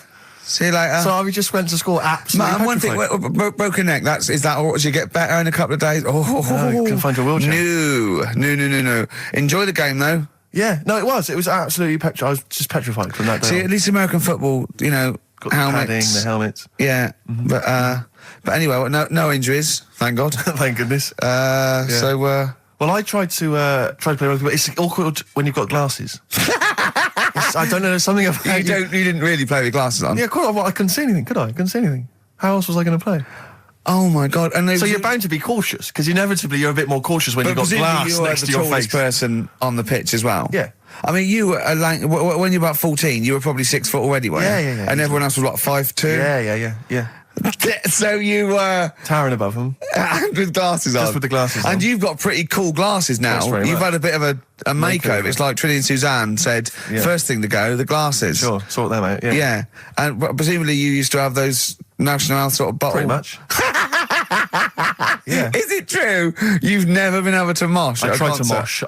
Because I've always watched people stage dive in, moshing at concerts. I've always thought that looks like brilliant. You know, when they ride above like everyone's wave, heads, like they're surfing across someone's hands. And everyone say yeah. And I've always wanted to do that because I'm a big rock music fan. And the only time I did mosh was at Rage Against the Machine. I tried to mosh at Rage Against the Machine. I love the idea of a band called Rage Against the Machine. Yeah. Aimed at a man with glasses who won't mosh. Well, it was at the Reading Festival, and I think the lead singer, I forget his name, he went, can I just remind everyone that racism and fascism are on the rise in Europe again. Let's not let it happen. What did you do? And we all cheered, obviously. I mean, if there's one thing that guarantees a cheer at Reading Festival, it's down with fascism. And what did they do about it after the concert? Pretty much went back and... went home and had a cup of tea? Probably, I don't know what they got up to. They didn't go to Europe then and try and start... I don't think they got involved politically in Europe. I think they just continued to rage. Against the Machine? Yeah, mainly. but largely in America, I think. Sure. I tried to mosh, and I got moshing, and glasses flew off.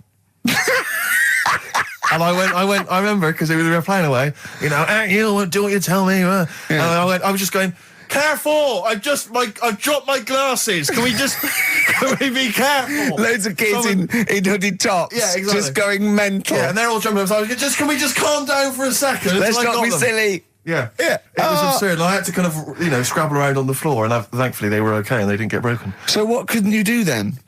What do you mean, what couldn't I do? What, at school? Can you not see without glasses? No. I mean, it's like that you couldn't do anything. It's a blur. Really? It's a blur, definitely. God. Yeah, it's like being kind of punch drunk or whatever. So yeah, you can't play sports when when you've got glasses. But why not contact lenses? Because they're not strong enough. No, they seemed a bit fiddly. Oh, brilliant. Bit of Lou Reed. Is that what you want? Yeah, Satellite of Love. Classic. A retro cut. Don't steal our son. Please, lads. Thrills. On XFM 104.9. I'm Ricky Gervais. With me, Steve Merchant and Karl Pilkington. Yeah. Little Carly Pilkington. Little baldy mank whinging little twat. How are you? Yeah, all right, yeah. What are you doing? Happy? Feeling a bit happier today? You look as full of spunk, as they say in America. Yeah, I'm all right. Just a bit of a miserable day, though, isn't it? Yeah. A bit miserable. Yeah. Walking in today, right? Do you know I walked through like the sort of the gay district of London and that? Right. You don't walk, you mince, don't you? I'm just walking through on the way to work, and I'm always interested in their little shops and stuff that they have, right? Loads of their little shops. There's no be ashamed of. If you want to go in and buy something, go in and buy something. I'm just having a look at, looking in the windows and stuff.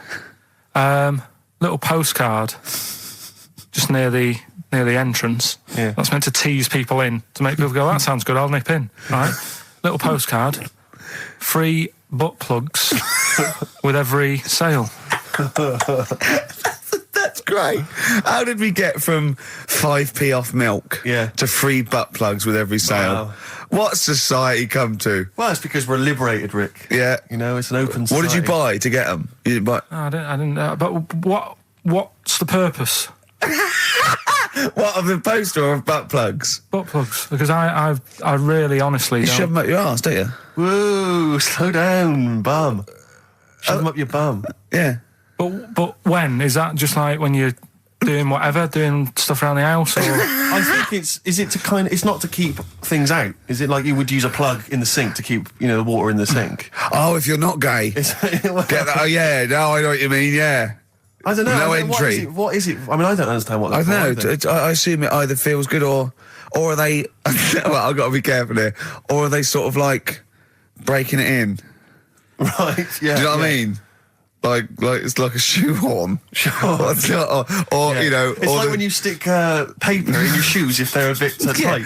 Or those people who sort of like put little bits of wood in their lips, and then as soon they've got big plates in their lips. Yeah. Same as the butt plug.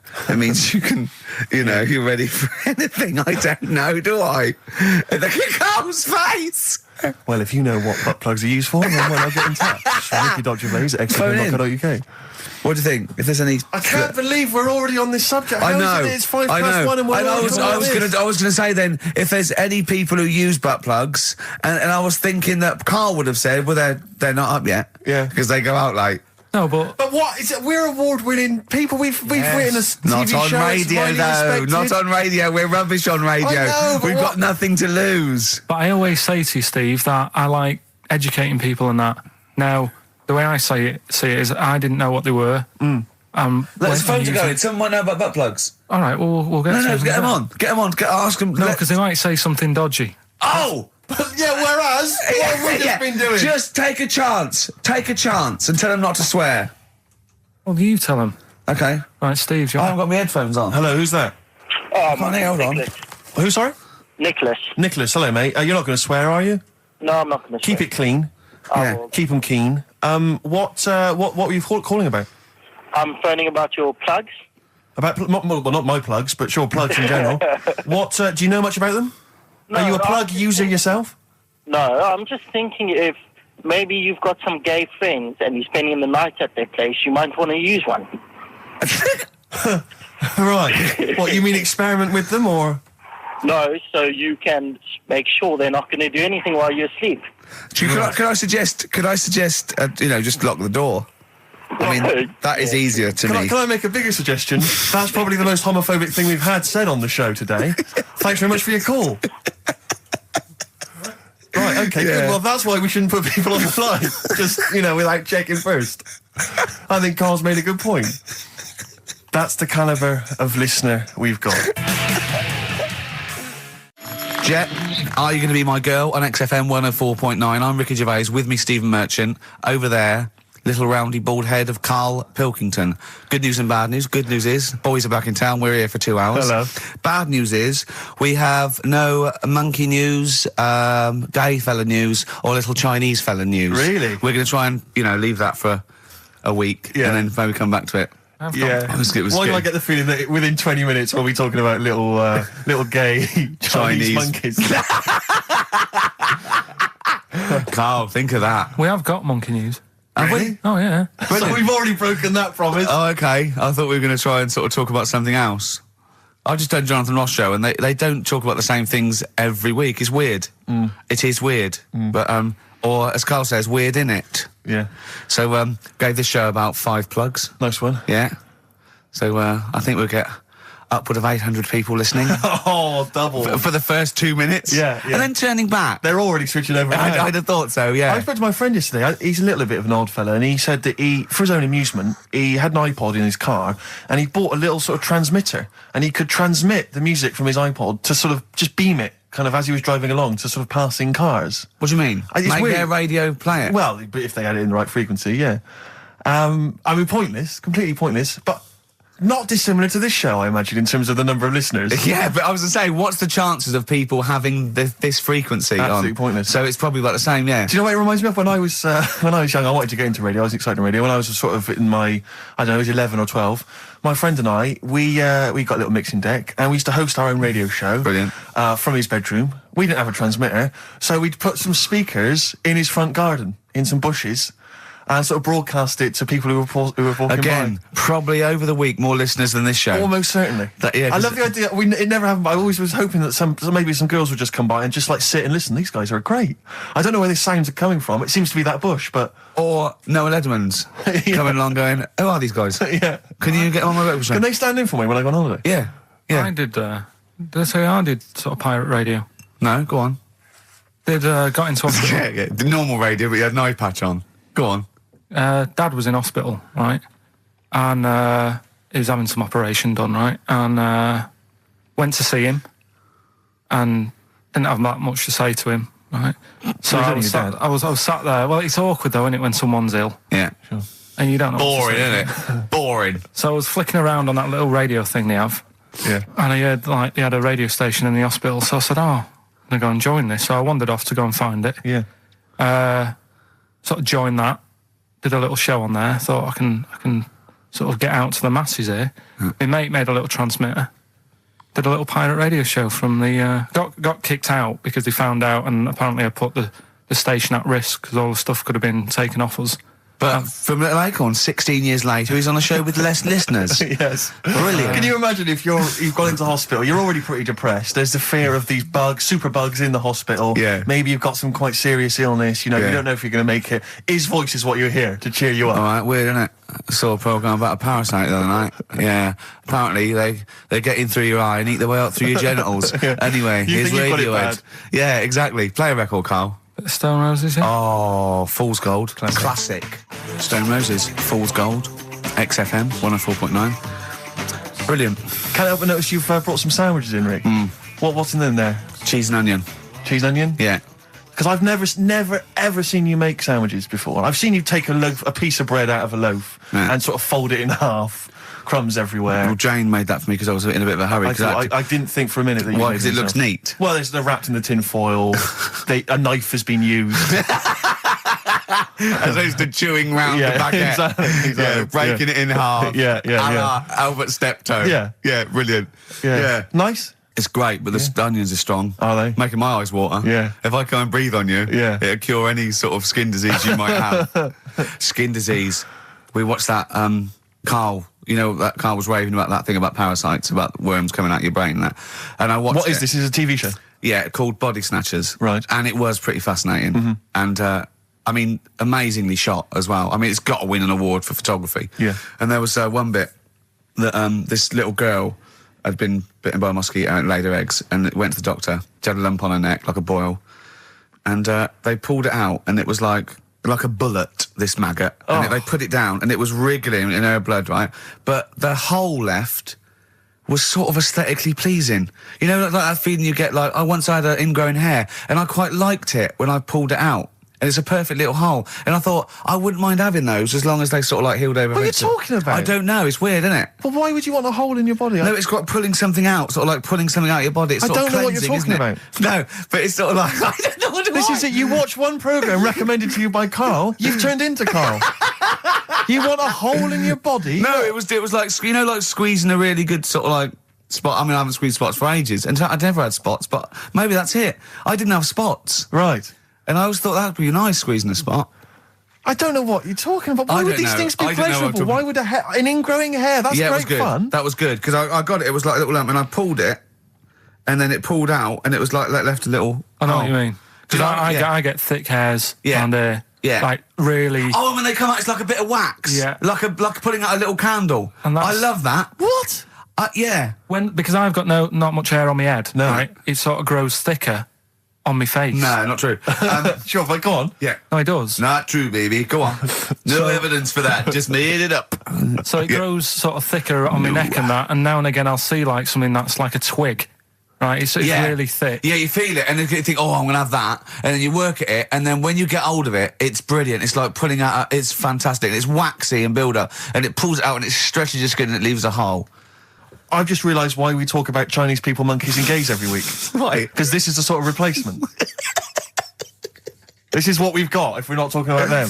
But it was great as well. And there's this parasite, right, that lives in a fish, right? And what it does, it changes the fish's behaviour. Because to breed, it has to get its body temperature up, so it has to get into a bird, right? What needs to get into the bird? The fish? Parasite. To the parasite needs to get into a bird, right. So it changes the behaviour of the stickleback, and it makes the stickleback sort of suicidal. So the stickleback doesn't flee when it sees a heron, it gets caught. Right. Because this stickleback has changed its behaviour. Carl didn't quite understand this, I still don't really get it. I watched it, and you see, like, the fat fish and that, and you go, oh, it's not well. But I don't understand. Well, all it does is, it has to get into a bird, because it has to breed, to lay its eggs, it has to have a raise of body temperature. So the fish is cold-blooded, so it has to get into a bird which is warm-blooded. There's lots of things. There's certain things at that level. Why is it doing that? Because it needs the temperature. It needs the heat energy for its reaction. Just like, for example, that's why your balls are on the outside, because the cells have to be a certain temperature to survive. I don't know if it's the sperm or Sertoli cells, but they have to be a couple of degrees below body temperature. Otherwise, they'd be in a nice cage and we wouldn't get kicked in the nads. What do you mean? That's why your testicles are on the outside of your body. They have to be a couple of degrees below body temperature. Yeah, but that isn't why they're there. You see, this is like the chat we had last week about the giraffe having a long neck. What do you mean? They're there because that's where they happen to be. They didn't go, right. Well, that's what evolution is. It's a selection process. It's not a will. The balls didn't say, look, I'm too hot, let's get us outside, let's get outside of here! All right, hang on a minute then. What? So a little man monkey, right? Theirs are in the same place as ours. Yeah. But they're walking around naked, so it could be anywhere. They could be, like, on the back. It doesn't matter where they are. They call it... Well, they could be on the back, yeah. So why aren't they? This is a completely different... Steve! You started it! I wash my hands of the whole affair. And we're not only back to balls, but we're back to monkey balls. Yes. In one thing from about parasites, we're back to monkey ball news. Yeah. How do we get back to chimp testicle news? All right then. So this worm's in a fish. Yeah. It's like a little platyhelminth. I think it's some sort of. But what I mean is, why are they about? What do you mean? They Why? evolved. But why haven't they died out? Because they're very successful. Yeah. What do you mean? Yeah. What do you mean? Yeah. Tell me the brain event that made you say yeah in that 1 second gap. Because in a way I don't get it, and if I think about it too much, it hurts a bit.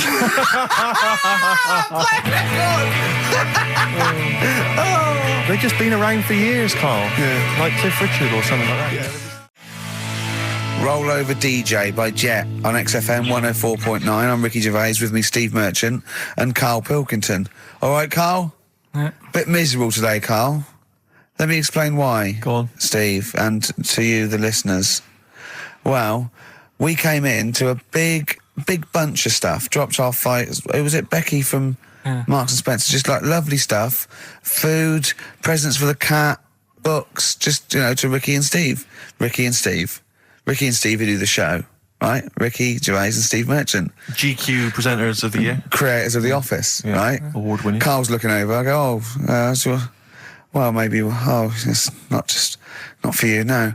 And then he told me why he's grumpy anyway. Go on. Do you know what XFM are giving everyone? How long have you been here? About 6 years. What are you getting for Christmas from XFM? 2 CDs.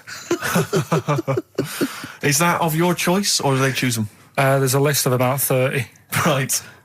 Tell them what you chose. 30 CDs. I've gone for Kings of Leon album. Yeah. And the Best of Bob Marley. Haven't we, given them away in the past or something? Or you could have burnt them off, couldn't you? You could have done copies. Illegal, but you could have done that anytime you wanted. I don't think Bob Marley minds if you bootleg his CDs. It's out of order, though, isn't it? It is bad. Although is that always the case? Has it always been the truth of all the time you've been here? No, it has been better than this. Yeah, although you do get paid quite well and you do have an easier time. Yeah, but don't give me the CDs then. If it was a milkman, you don't go, have 2 bottles of semi-skimmed. Happy Christmas. Yeah. That is a valid point. Do you know what I mean? You complained? Who is it who made this decision? There's no point. No point, is there? Why? Just no point. I don't like moaning anyway, just... Has it come from up top? Is it like from the capital people?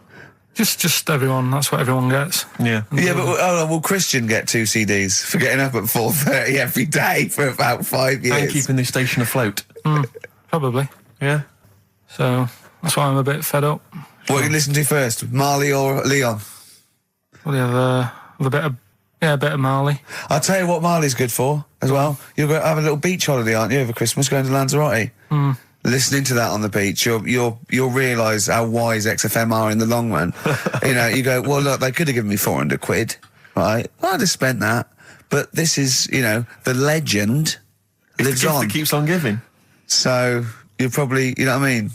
Think how much what you got to think of is how much all his great songs took, not only from the depth of his soul and, you know, all his sort of angst and knowledge and love, and then all the studio time, the marketing, and they're just giving you one that. They go, don't worry about that, Carl, just have it. And you go, what? All the time we spent it with Bob Marley and everything. You know, have it, Carl, have it, Carl. And Practice. Yeah, have that. Thanks, well done. Carry on. We're still going to pay you for the work. Yeah. That's just something on top. Here's a little piece of Bob, free. Yeah, so don't moan, it's extra. So, they didn't have to give you it at all. Play a record, you ungrateful little swine. Some people, like the homeless, aren't getting anything this Christmas. This is my favourite Elvis Costello track of all time. It's Alison. This wasn't on the list. Right. What? Ricky and Steve are here. Karl Pilkington is away today, so Mr. Ian Campfield. Stop it! This is my signing off link. Right, look, I'm running into your show now and it's your fault. Mr. Ian Campfield's with Ricky and Steve today. Jimmy Carl's on X-List duty tomorrow. If you didn't get a request in, I'll see you 10 o'clock next Saturday. Merry Christmas. XFM. Comfort and Sound by Feeder on XFM 104.9. I'm Ricky Gervais. With me, Stephen Merchant. Hello there. But no Karl Pilkington. No Karl. He's in Lanzarote. But we have got a very, very special stand-in. It's Camfield. Say hello. I'm so excited to be here. It's been, you know, the things I've learned in the last 10 minutes before we've even gone on air. Like, you don't have a theme tune. I don't have a theme tune. I don't wear headphones. Exactly. Ian wears headphones with a preamp. He's got 3 midgets just brought in his back line. Right? They're called Dog, Mongo and Blitzkrieg. Look, Blitzkrieg is up there, like eating a banana. Yeah. He is the king of rock, the new king of rock. Well, the prince, he's the prince of rock. Obviously, Vance is the king of rock. But we'll be doing that, we're working out who. Over this, and by the way, Camfield, I don't want the Ian Camfield that does XFM and going, and this fast approaching 123, here's Ash. I want the Camfield that goes, I snorted ants with Lemmy. Okay? So, we want the real Camfield. All right. I bought in Metal Christmas, is that all right? That's my only request from this show, that we do play Paul Di'Anno's version of Santa Claus is Coming to Town. The rest of it's over to you. Yeah, we're going to play some Christmas tunes. We're going to play some, you know, our favourite hits of the year. But mainly, this is the rock programme. This is the rock programme. What worries me, Rick, is there's a lot of people who listen to our show and they're not regular XFM listeners. They just kind of crawl They're out not regular people. Stupid on a Saturday afternoon, put the show on. So they might not be familiar with Well, Ian Camfield is a young man. He's been in he's about 14. He's been in radio. It's weird, he's 14, but he's been in radio for 15 and a half years. He was weaned on the milk of a Vance. Yeah. Right? And he's going to be the new rock god, aren't you? Well, I'm trying. Yeah. No DJ Camfield. Just go, yeah. Right? And over the 2 hours, I want to work out the 4 pillars of rock, right? I want 4 names, 4 pillars of rock, right? Huge rock pillars, and then I want the king who stands astride them like the archangel of metal. So we'll be asking Ian, every few minutes we'll be asking, right, who's your first pillar of rock? And then, keeping the one that stands astride them, okay? And how many do we need? Well, we need 5 names then, don't we? The 4 pillars of rock and who stands astride them. Right, okay. Like the Overlord with these Axe Attack albums. Yeah. Yeah. This is Oasis. Christmas. That was the record before us, and here we are, pre-recorded, because we did this a few weeks ago, because we're not here at the moment, are we? We're away in that. I'm Ricky Gervais, with me Stephen Merchant. Hello there. And Karl Pilkington. Well, he's not actually with us. He's on he'll be in some of the best of clips that will be coming up shortly. Yeah, this is just us, isn't it? This is just us. We did this. When did we do this, Rick? A couple of weeks back. Hold on, what is it? It's the 27th today. Yeah. I enjoyed Christmas. I loved Christmas. I loved Christmas. I had a great time. What did you get? Loads of presents. So did I. I'm glad they made it to number one. I'm really glad. Stroke, he, she. Yeah, I'm really glad that the pop idols, Cliff Richard, Westlife, made it to number one. Bo Selector. Yeah, just delete that. Yeah. Okay, well, we're going to play some of the best of, some of the greatest moments of the last 3 weeks. Yeah. Ever heard on XFM 104.9. What about this? Do you remember this one? Oh, which one is it? I'm Ricky Gervais, with me Steve Merchant. Over there, Karl Pilkington. The man who believes anything. I think it might be a condition due to his little round head. Mm-hmm. It's sort of like, it might be a new condition that we can call cranial sphericity. And because it presses on his lobes, and the only sort of upshot of that is he's normal in every way, but he believes everything he reads or sees on Anna Nova. All right? Talking of which, Rick, I don't really follow the news. No. It's mainly boring, isn't it? Wars and stuff. Yeah. But I don't know. Well, yeah. Well, it is a war. It's all this nonsense before and after. When it's a war, it's, it's in the middle of the war. You can watch it on telly. True. You get results. True. You know what I mean? Like, do you know what I mean? Yeah. Like a test match or something. But it's all this rubbish before and after. It drags on. This recent war seemed, I thought, just generally, it was better presented than the previous one. Because I remember the first Gulf War, it was often during the night, and I couldn't stay up. Yeah, because I think the American had rights to it, like the Tyson fight, so we had to get it at 2 in the morning, exactly. Which is annoying. They had, their prime time and that. Yeah, and a lot of it was in black and white as when the bombs went in. When the bombs going so, this time there seemed to be a lot more colourful stuff. Yeah, it's much better coverage. I think there should win awards. Yeah, well, I'd like for to see it. awards So, like Channel 4 won for cricket. Yeah, I mean, a few times as well, I was quite pleased to see they actually had footage of the bombs exploding. Yeah. No, good. Well done. Generally, good on you. Well done. Good on you. Yeah, I don't know. Costs a lot though, doesn't it? It isn't a costly War's thing. A lot more when you got something like a Jimmy Carr game show, which probably costs about $100,000. Yeah, like half an hour war costs millions. It's almost as expensive as like Terminator 3 or something. Yeah. But I mean, But then you got to have variety. Exactly. Sorry, Steve, you were talking, mate. Well, no, I just wanted to make sure you're aware that the World Elephant Polo Championships have taken place. I did get it. I think they mentioned it on. Yeah, we won, didn't we? England won. Yeah. Well, my question is, where have they been practicing? I don't know. Do you remember ever at school anyone ever saying to you, "Are you interested in playing polo with elephants?" Do you reckon it was 5 blokes in pith helmets kept sneaking into a whipsnade? Possibly. What are you doing, lads? We're practicing. Get down. Yeah. Get off them elephants. Yeah. I didn't even know we had a team. I can't believe it. No, but it's like Johnny Wilkinson and the rugby lads. They're going to get MBEs, all sorts. The elephant polo boys, nothing. They're going to get nothing. I haven't seen their son talking like them. To be fair, it's not like horse polo where I don't think there's a stick long enough. I think the elephants kick it, don't they? I think you might be right. I think they're not allowed to use their tusks. They'd burst it, weren't they? I think they go, start again. Raheem! Yeah. What do you mean the elephants kick it? All right, I've opened a can of worms here. Normal polo on a horse, they have like mallets. Yeah, they whack them, right? But I think it's obviously they're too high up. I think I might be wrong, but I'm pretty sure they just train the elephant to kick it. So why are people talking about? Why not just let them have a kick about without? Imagine that! And why does horse racing have to have a jockey? Well, they just let the horses go on. Okay, lads, on your no cheating. On your marks, get set, go. Get back here. Get back here. Brilliant. Yeah. Play record. Right, Adams? Yeah. Yeah. Oh, this is absolutely fantastic. His version of Wonderwall. If you've not heard it yet, you'll be loving it. You'll be loving this. Kings of Leon. California Waiting. Steve, the public have been waiting for us to return. Well, that's true enough. All right? Yeah. They had the best of last week. That was a joy. They had Camfield and us without Carl the week before. But it's been a while since we've all been together. I'm Ricky Gervais. With me is Steve Merchant. And over there, with his little sunburnedy, baldy head, little Karl Pilkington. All right? Yeah. That wasn't Steve slapping me head then, by the way. No, that was just him clapping at like Steve Wright in the afternoon. It's a great show. Because it is a good show. Yeah. He's so pleased that we're a posse. Yeah. And we're all back together. 3 holidays Carl's had last year. Yeah. I'd love to have 3 holidays. You've got to start putting the work in there. I had 2 holidays then. No, you had 3 holidays. You went away with Suzanne and her parents. Yeah, well, that doesn't count. It does count. If you book 2 weeks off the firm, and you go away and you go, how was your holiday? Go, well, it didn't really count. It wasn't a really good holiday. Can I have them days back, please? My New Year's resolution is to be nicer to you, but well talk done, sense. You've already broken that. No, but talk sense. Talk sense. You've had 3 holidays this year. And I'm just saying, you're in your 30s now, and 30s is when you should be really putting the work in. That's true enough. To reap the benefits in your 40s, 50s, 60s, 70s, 80s, 90s, and 100. Carl, what's your New Year resolution? What about think before you speak? It's worth... I mean, see, I'm allowed to laugh. I'm allowed to laugh at things other people say, Carl. That one... that is a good suggestion. How was your holiday, Carl? It was all right.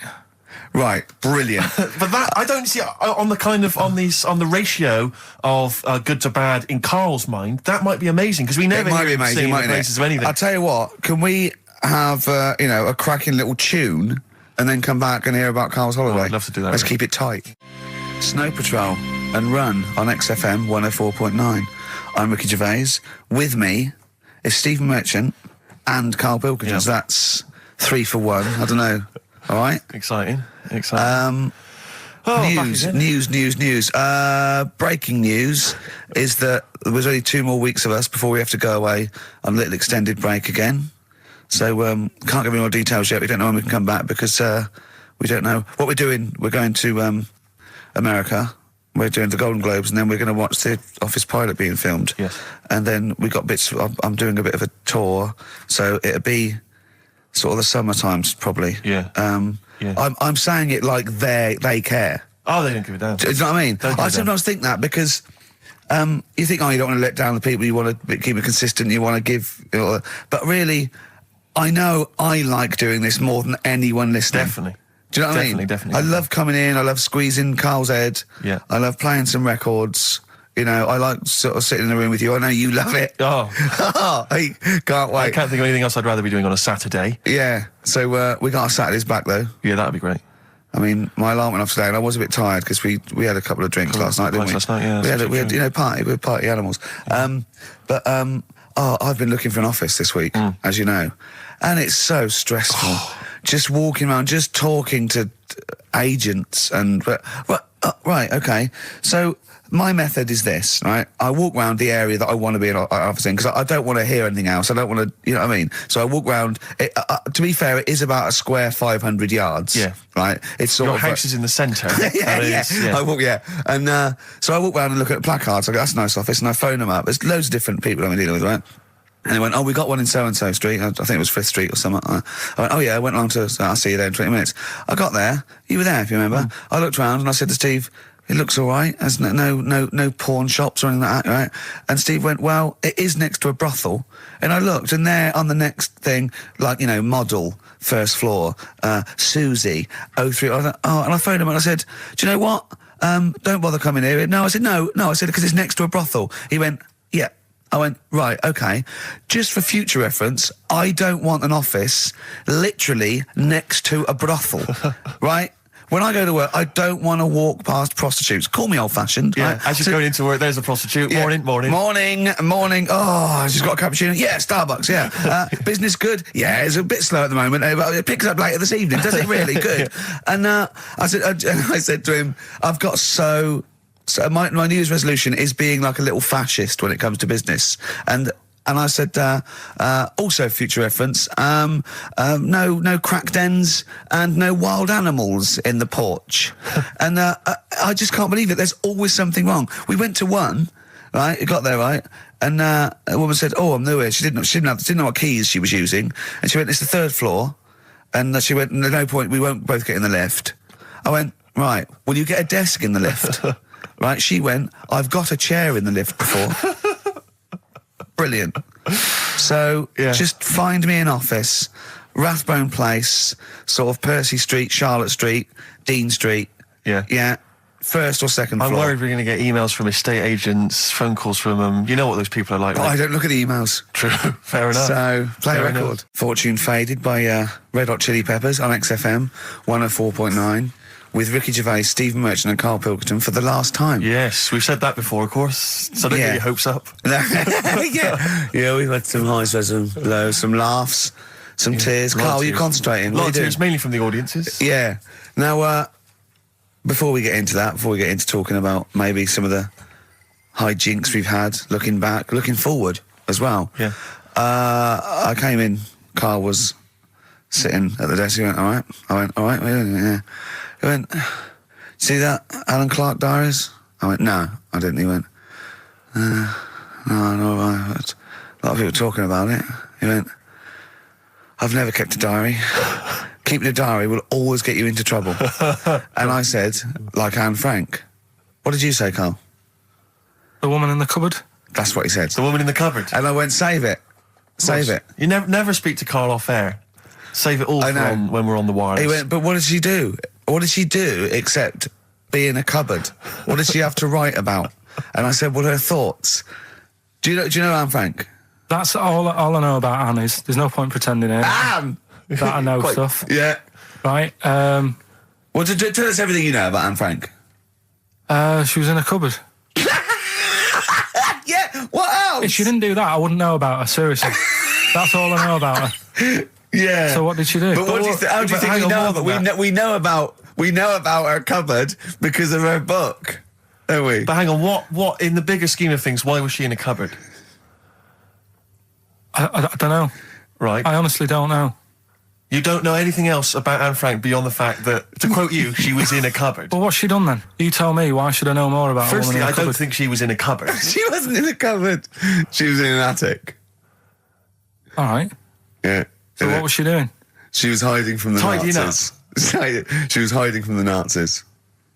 But isn't that the first place they'd look? Sort of work from the top down. Carl, they weren't specifically looking for Anne Frank. They weren't going, where is she? Where's Franker? If she gets that book out, we are in the deep shit. We've got to stop the book. They were just looking generally.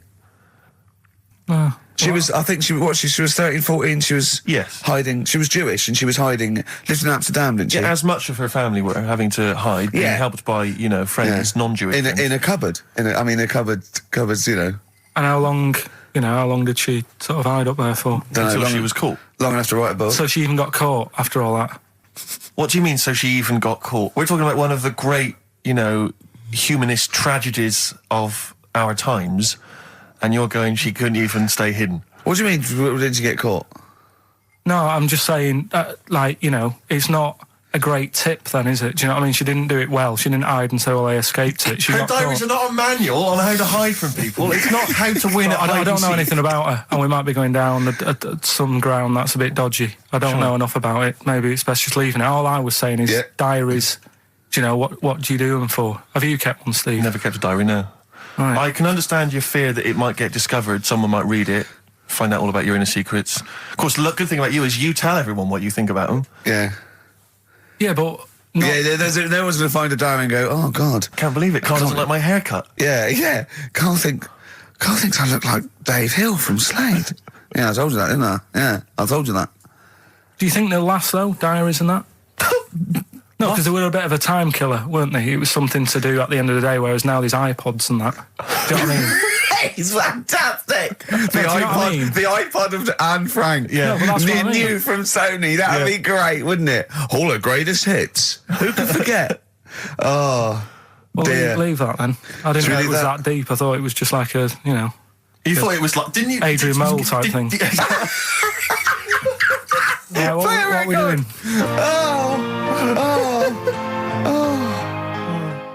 Since you've been gone by Rainbow, since we've been gone, Steve, what's been going on, mate? Well, so much has happened, hasn't it, in the world? Politics and stuff. There's been an election and the like. I'm Ricky Gervais, with me Steve Merchant, and our producer, I say producer, Karl Pilkington. All right. Yeah, very good. We've been away for a while. I think the last show we did was January 2004. Yeah.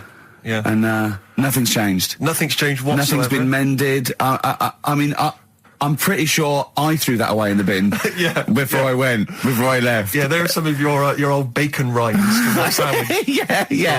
The spare ribs on the floor. Yeah, nothing's changed at all. Oh, no, that's not true. The listenership has changed. It went down slightly, didn't it, on the last Radio Show? Well, I don't know. I don't know. Is that what happened? Did it go down slightly, Carl? A little bit, I think. I don't think XFM gets new listeners, because I think what happens is, because the reason it goes down just very slightly each time is that their old listeners die. Yeah. Definitely. Old Cure fans dying of... Yeah, smack addictions. Gout. Yeah. But anyway, I haven't listened to this station for a year and a half, so that's increased by 1, which is probably quite a high percentage. Exactly. I suppose that my question, to you, Rick, would be, why now? Why have you come back now? I was a bit bored of sitting at home. Okay. Yeah. Because we're just here for 6 weeks. 6 weeks. Well, we're standing in for Adam and Joe, aren't we? Yeah. Yeah. How the tables have turned. I remember when they were standing in for us, but... Yeah, I don't know. But the only reason I'm here is because my housekeeper cleans between 1 and 3. Oh, right, that's a good idea. So I got to get out of the house. And are they listening to XFM? Well, no, she doesn't speak English. I'm not made of money, Rick. Okay. If I can help out, a young immigrant lady, then I will do. And there are so many things I can do for her in so many ways. Yeah. But her, picking up my old tea towels and stuff is ideal. So that's why I'm here. But all I'm worried about is I think people kind of associate with the name Ricky Gervais. They associate a certain level of quality. Your live stand-up DVDs, there's a level of quality. You've put a lot of work into them. You've honed it. The TV work you've done, likewise. Should people expect the same from the radio show? Definitely not. No. Definitely not. Those things that, you sit down, we sit down, we write them for a long time, write them for a year maybe, then film them, and we worry about everything. This is, I'm not even sure I'm talking into the mic at the moment. I was actually doodling, as you saw there. Yeah. I'm eating a sandwich as we speak. Yeah. Although we do like music, that is true. That's absolutely right. Should we play some great records? Let's play a great record now. Coldplay, Speed of Sound. Steve, I know you like an insight to my musical taste, but that's my favourite Coldplay track of all time. I just thought I'd just throw that in. Not a fan of clocks? No, I think I've overplayed Parachutes a little bit, but that's my favourite one. Like it. I'm afraid to say I'm a bit of a Philistine when it comes to Coldplay. That sounds the same as all the other ones. I'm sorry to say. Oh, you'll have to meet these boys one day. Yeah, I'll tell them to their face. I wouldn't care. A little bit rock and roll. I don't care. Well, I'm Ricky Gervais. That little funny little Wurzel type voice over there is Stephen Merchant, and with us our producer Karl Pilkington. All right. Whenever we say producer, of course, that is in inverted commas. Yeah. Done with the fingers. Well, he didn't have it. I wanted to play some off my iPod today to record it because they didn't have it here. It's a great track called Anthony and the Johnsons. He didn't even have the lead. He went, right, it's difficult. And he went, is it any good? I went, yeah, it's really good. He went, well, why haven't we got it here already then? That's the paradigm, is it? If XFM hasn't got it, it's no good. Four Non-Blondes doing well, is it? That's still in the cupboard, is it? Unbelievable. We're a little bit annoyed today, aren't we, actually? I'm really annoyed. Yeah. All that stuff we did last week, that Landau sent us some sparkling wine, and we thought, right, you shamelessly plugged it. Yeah. How many times you mentioned it? Like 20 times? About 20 times. The finale was hitting Carl on the head with a cork. That's on the website, by the way. Okay. RickyGervais.com. Go there and see Carl being hit in the head with a cork, right? Yeah. We said, look, send us free stuff. We'll talk about it. Nothing. The cupboard literally is nothing. empty. The cupboard is bare. No one has thought. I tell you what, there's those guys from The Office. Yeah. Let's be honest, Rick. We are taste makers. We're opinion formers, you and I. Yeah. And you'd have thought if anyone was going to send us some free stuff. Yeah. It makes me fume. And do you know what it is? It's because PR people and that, they've realised no one's listening. But not only are we going against all our principles and losing our dignity just for some free stuff. And integrity. Yeah. We're going against XFM policy because obviously they would have got thousands of pounds for Landau to be mentioned last week. 20 times. No, it wouldn't. It's 40 quid. It's 40 quid. Yeah. 40 quid for a 9-minute advert. Exactly. So advertise your quality stuff here. Yeah. Jeff's Garage. Cheaper than some other garages. Actually, if we play an advert once for a tattoo parlour? Yeah. you remember that? I'm sure we paid a for a tattoo parlour. What tattoo parlour can afford to advertise on a radio station? Unless it's a tin pot one like this. Oh, God. Oh, I've got some good music today, though, Steve. Oh, really, I hope so. I'll be the judge of that. Go on, AC/DC. Oh. An Honest Mistake by The Bravery on XFM 104.9. I'm Ricky Gervais, with me Stephen Merchant and Karl Pilkington, our producer. In inverted commas, heat put. Yeah. They know. How are you doing, all right, Karl? Yeah, didn't they also write something about me, bald round head? Yes, perfectly round little bald man head, they said, so... Because you need to know that when you listen to the radio on that. Really matters what my hair's doing. Your hair, have you given it a little polish? Because you look like a cue ball at the moment, and you've had a shave in it. I've never seen such a round head. It actually looks like a plate with ears. Yeah, well, for those that have never seen Karl, I actually, if you remember, I think he looks a little bit like Mr. Spoon from Button Moon. He does. If you've ever seen that show, and also he looks like, you know when they say they find one with a little 4-foot human and it's actually 500,000 years old and they give it a name and it's the first, Australopithecus into. He looks like one of them as well. Perfectly round little. He's the missing link. He looks half human, half monkey. Because he's got a slight slouch as well. So yeah, it's like those pictures where you see it going from an ape to a man. He's one of those in the middle. Yeah, and of course his monkey hands, his hairy little wrist to those skinny little things that you can get oranges out of holes with, and it's unbelievable. Why are you so all shaved and polished and everything? Got a wedding. What? Got to go to a wedding today, so thought I'd, clean myself up a bit. Yeah. Shouldn't you be wearing a suit or something? No, I'll go home and put something on. Oh, okay.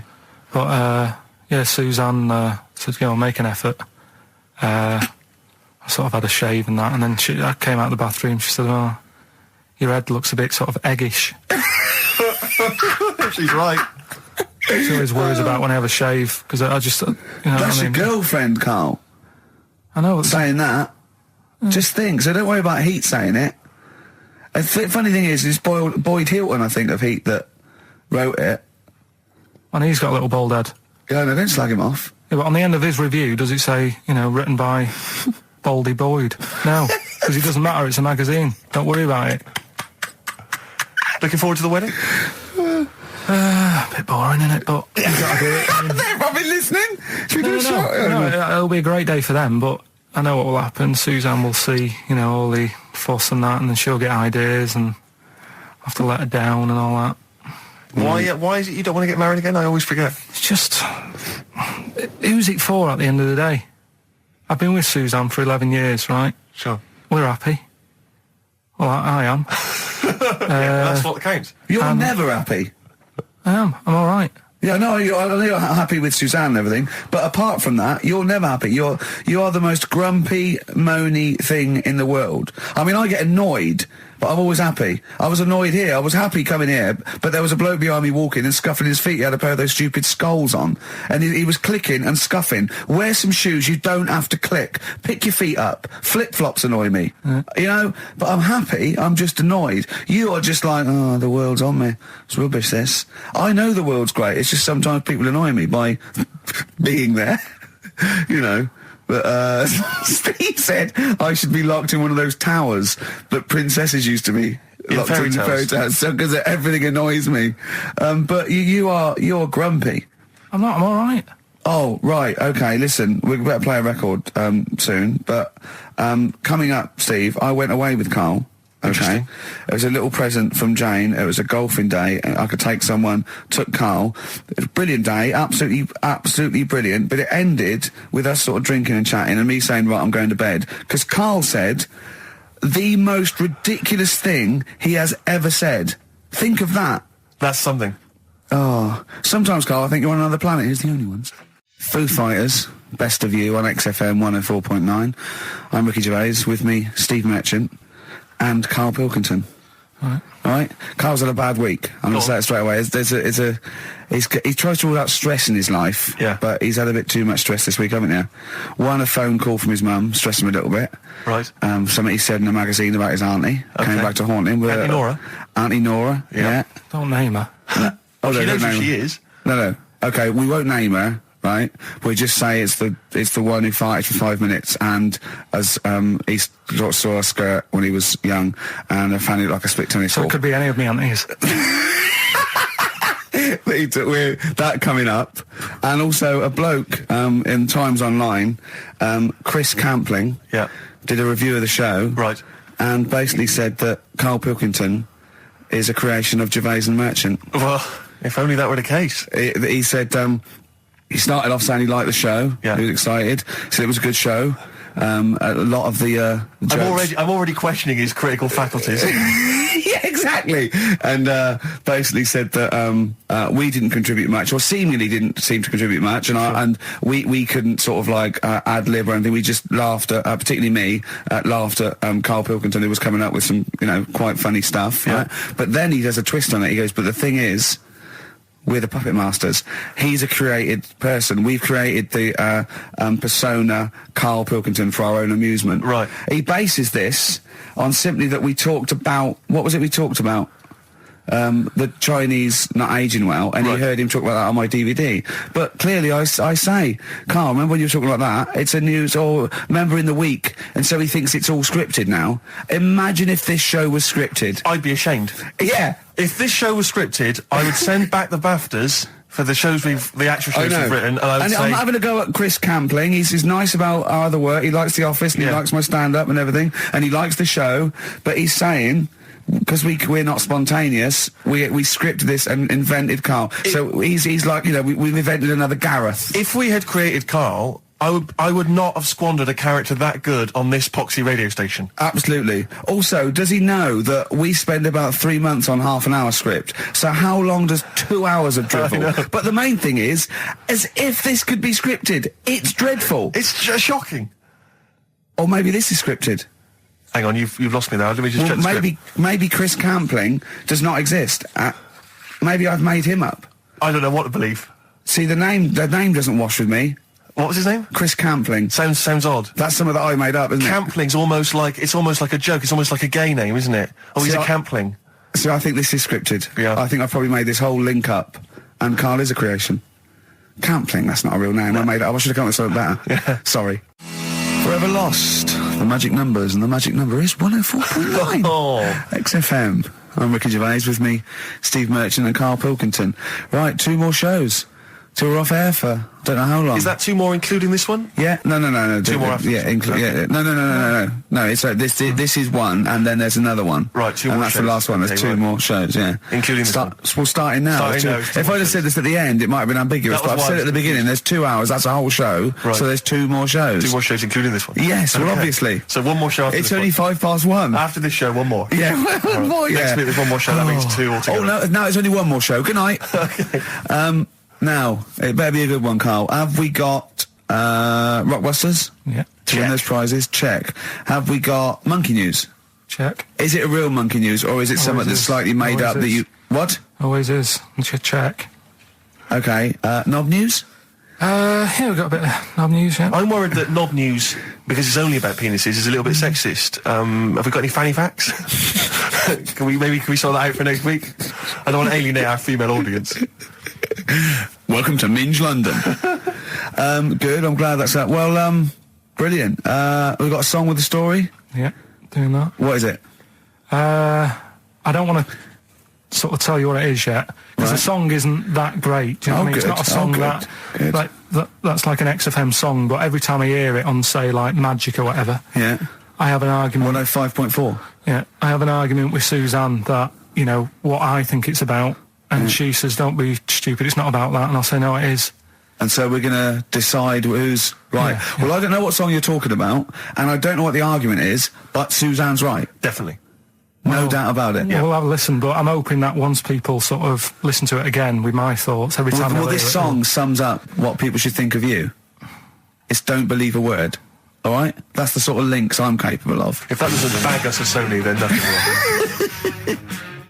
Landed, Mr. Ben Folds. We've landed on XFM 104.9. Ricky Gervais, Steve Merchant, and little Karl Pilkington, and his magical little manky round baldy head. He was described as a wacky mank in one of the papers this week. Really? Brilliant. Well, remember we were talking about it last week, about he came round to my house, and I popped out my Mr. Johnson, to take a little look at. And his 2 daughters. That made the papers. That made the papers. Wow. What paper? It wasn't front page of the Times. It must have been like the Daily Star or something. Just squeeze Live 8 on the second page.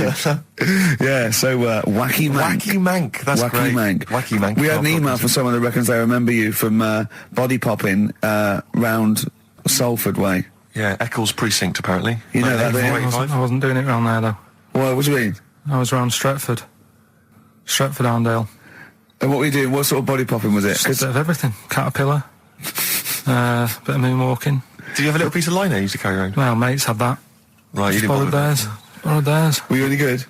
But you weren't breakdancing, well, you weren't spinning on your head and stuff, you were more body popping. Well, I hope you weren't spinning on his head, because you know that can sort of give you little brain damage and things. It can give you brain damage. Also, it can wear your head down, and also it makes your head perfectly round. Yeah. Because the gravity is pulling on. But if you keep on doing it, obviously it's going to wear your hair out, yeah. So you become sort of like a... Stupid, bald, and roundy headed. Yeah. So I very much doubt that you did do any of that. Did you, Carl? Didn't do any of that. Well... So you're shooting off in a minute, aren't you? Well, yes, because we were trying to make poverty history, Carl. Yeah. People are making poverty history all over the place. They're putting on a wristband, and it seems to be working, because I haven't been poor for ages. I haven't been poor. And Alex had a stop bullying. Alex was wearing a stop bullying wristband, and as he himself said, he seems to have sorted that out. You haven't been bullied for ages? I haven't been bullied for years. So wristbands work. I saw one in a shop window the other day which said, stop child abuse. And I bought one, obviously, because a lot of people say, does it make a difference? But it was only £1, and I'd only spent it on kiddie porn. So, I think I've made a little difference there, in a small way. On a serious note, though, I like the idea that stop child abuse. If you're a paedophile and you're walking along the street in your Mac, right, you got a puppy in one hand, a bag of sweets in the other, and you see this wristband, and you go, oh, stop it. Oh, okay then. Yeah, I hadn't thought before. That's what you think. Okay, fair enough. Yeah. I won't be doing that again. Yeah, he was hanging around in Topshop for unsavoury reasons.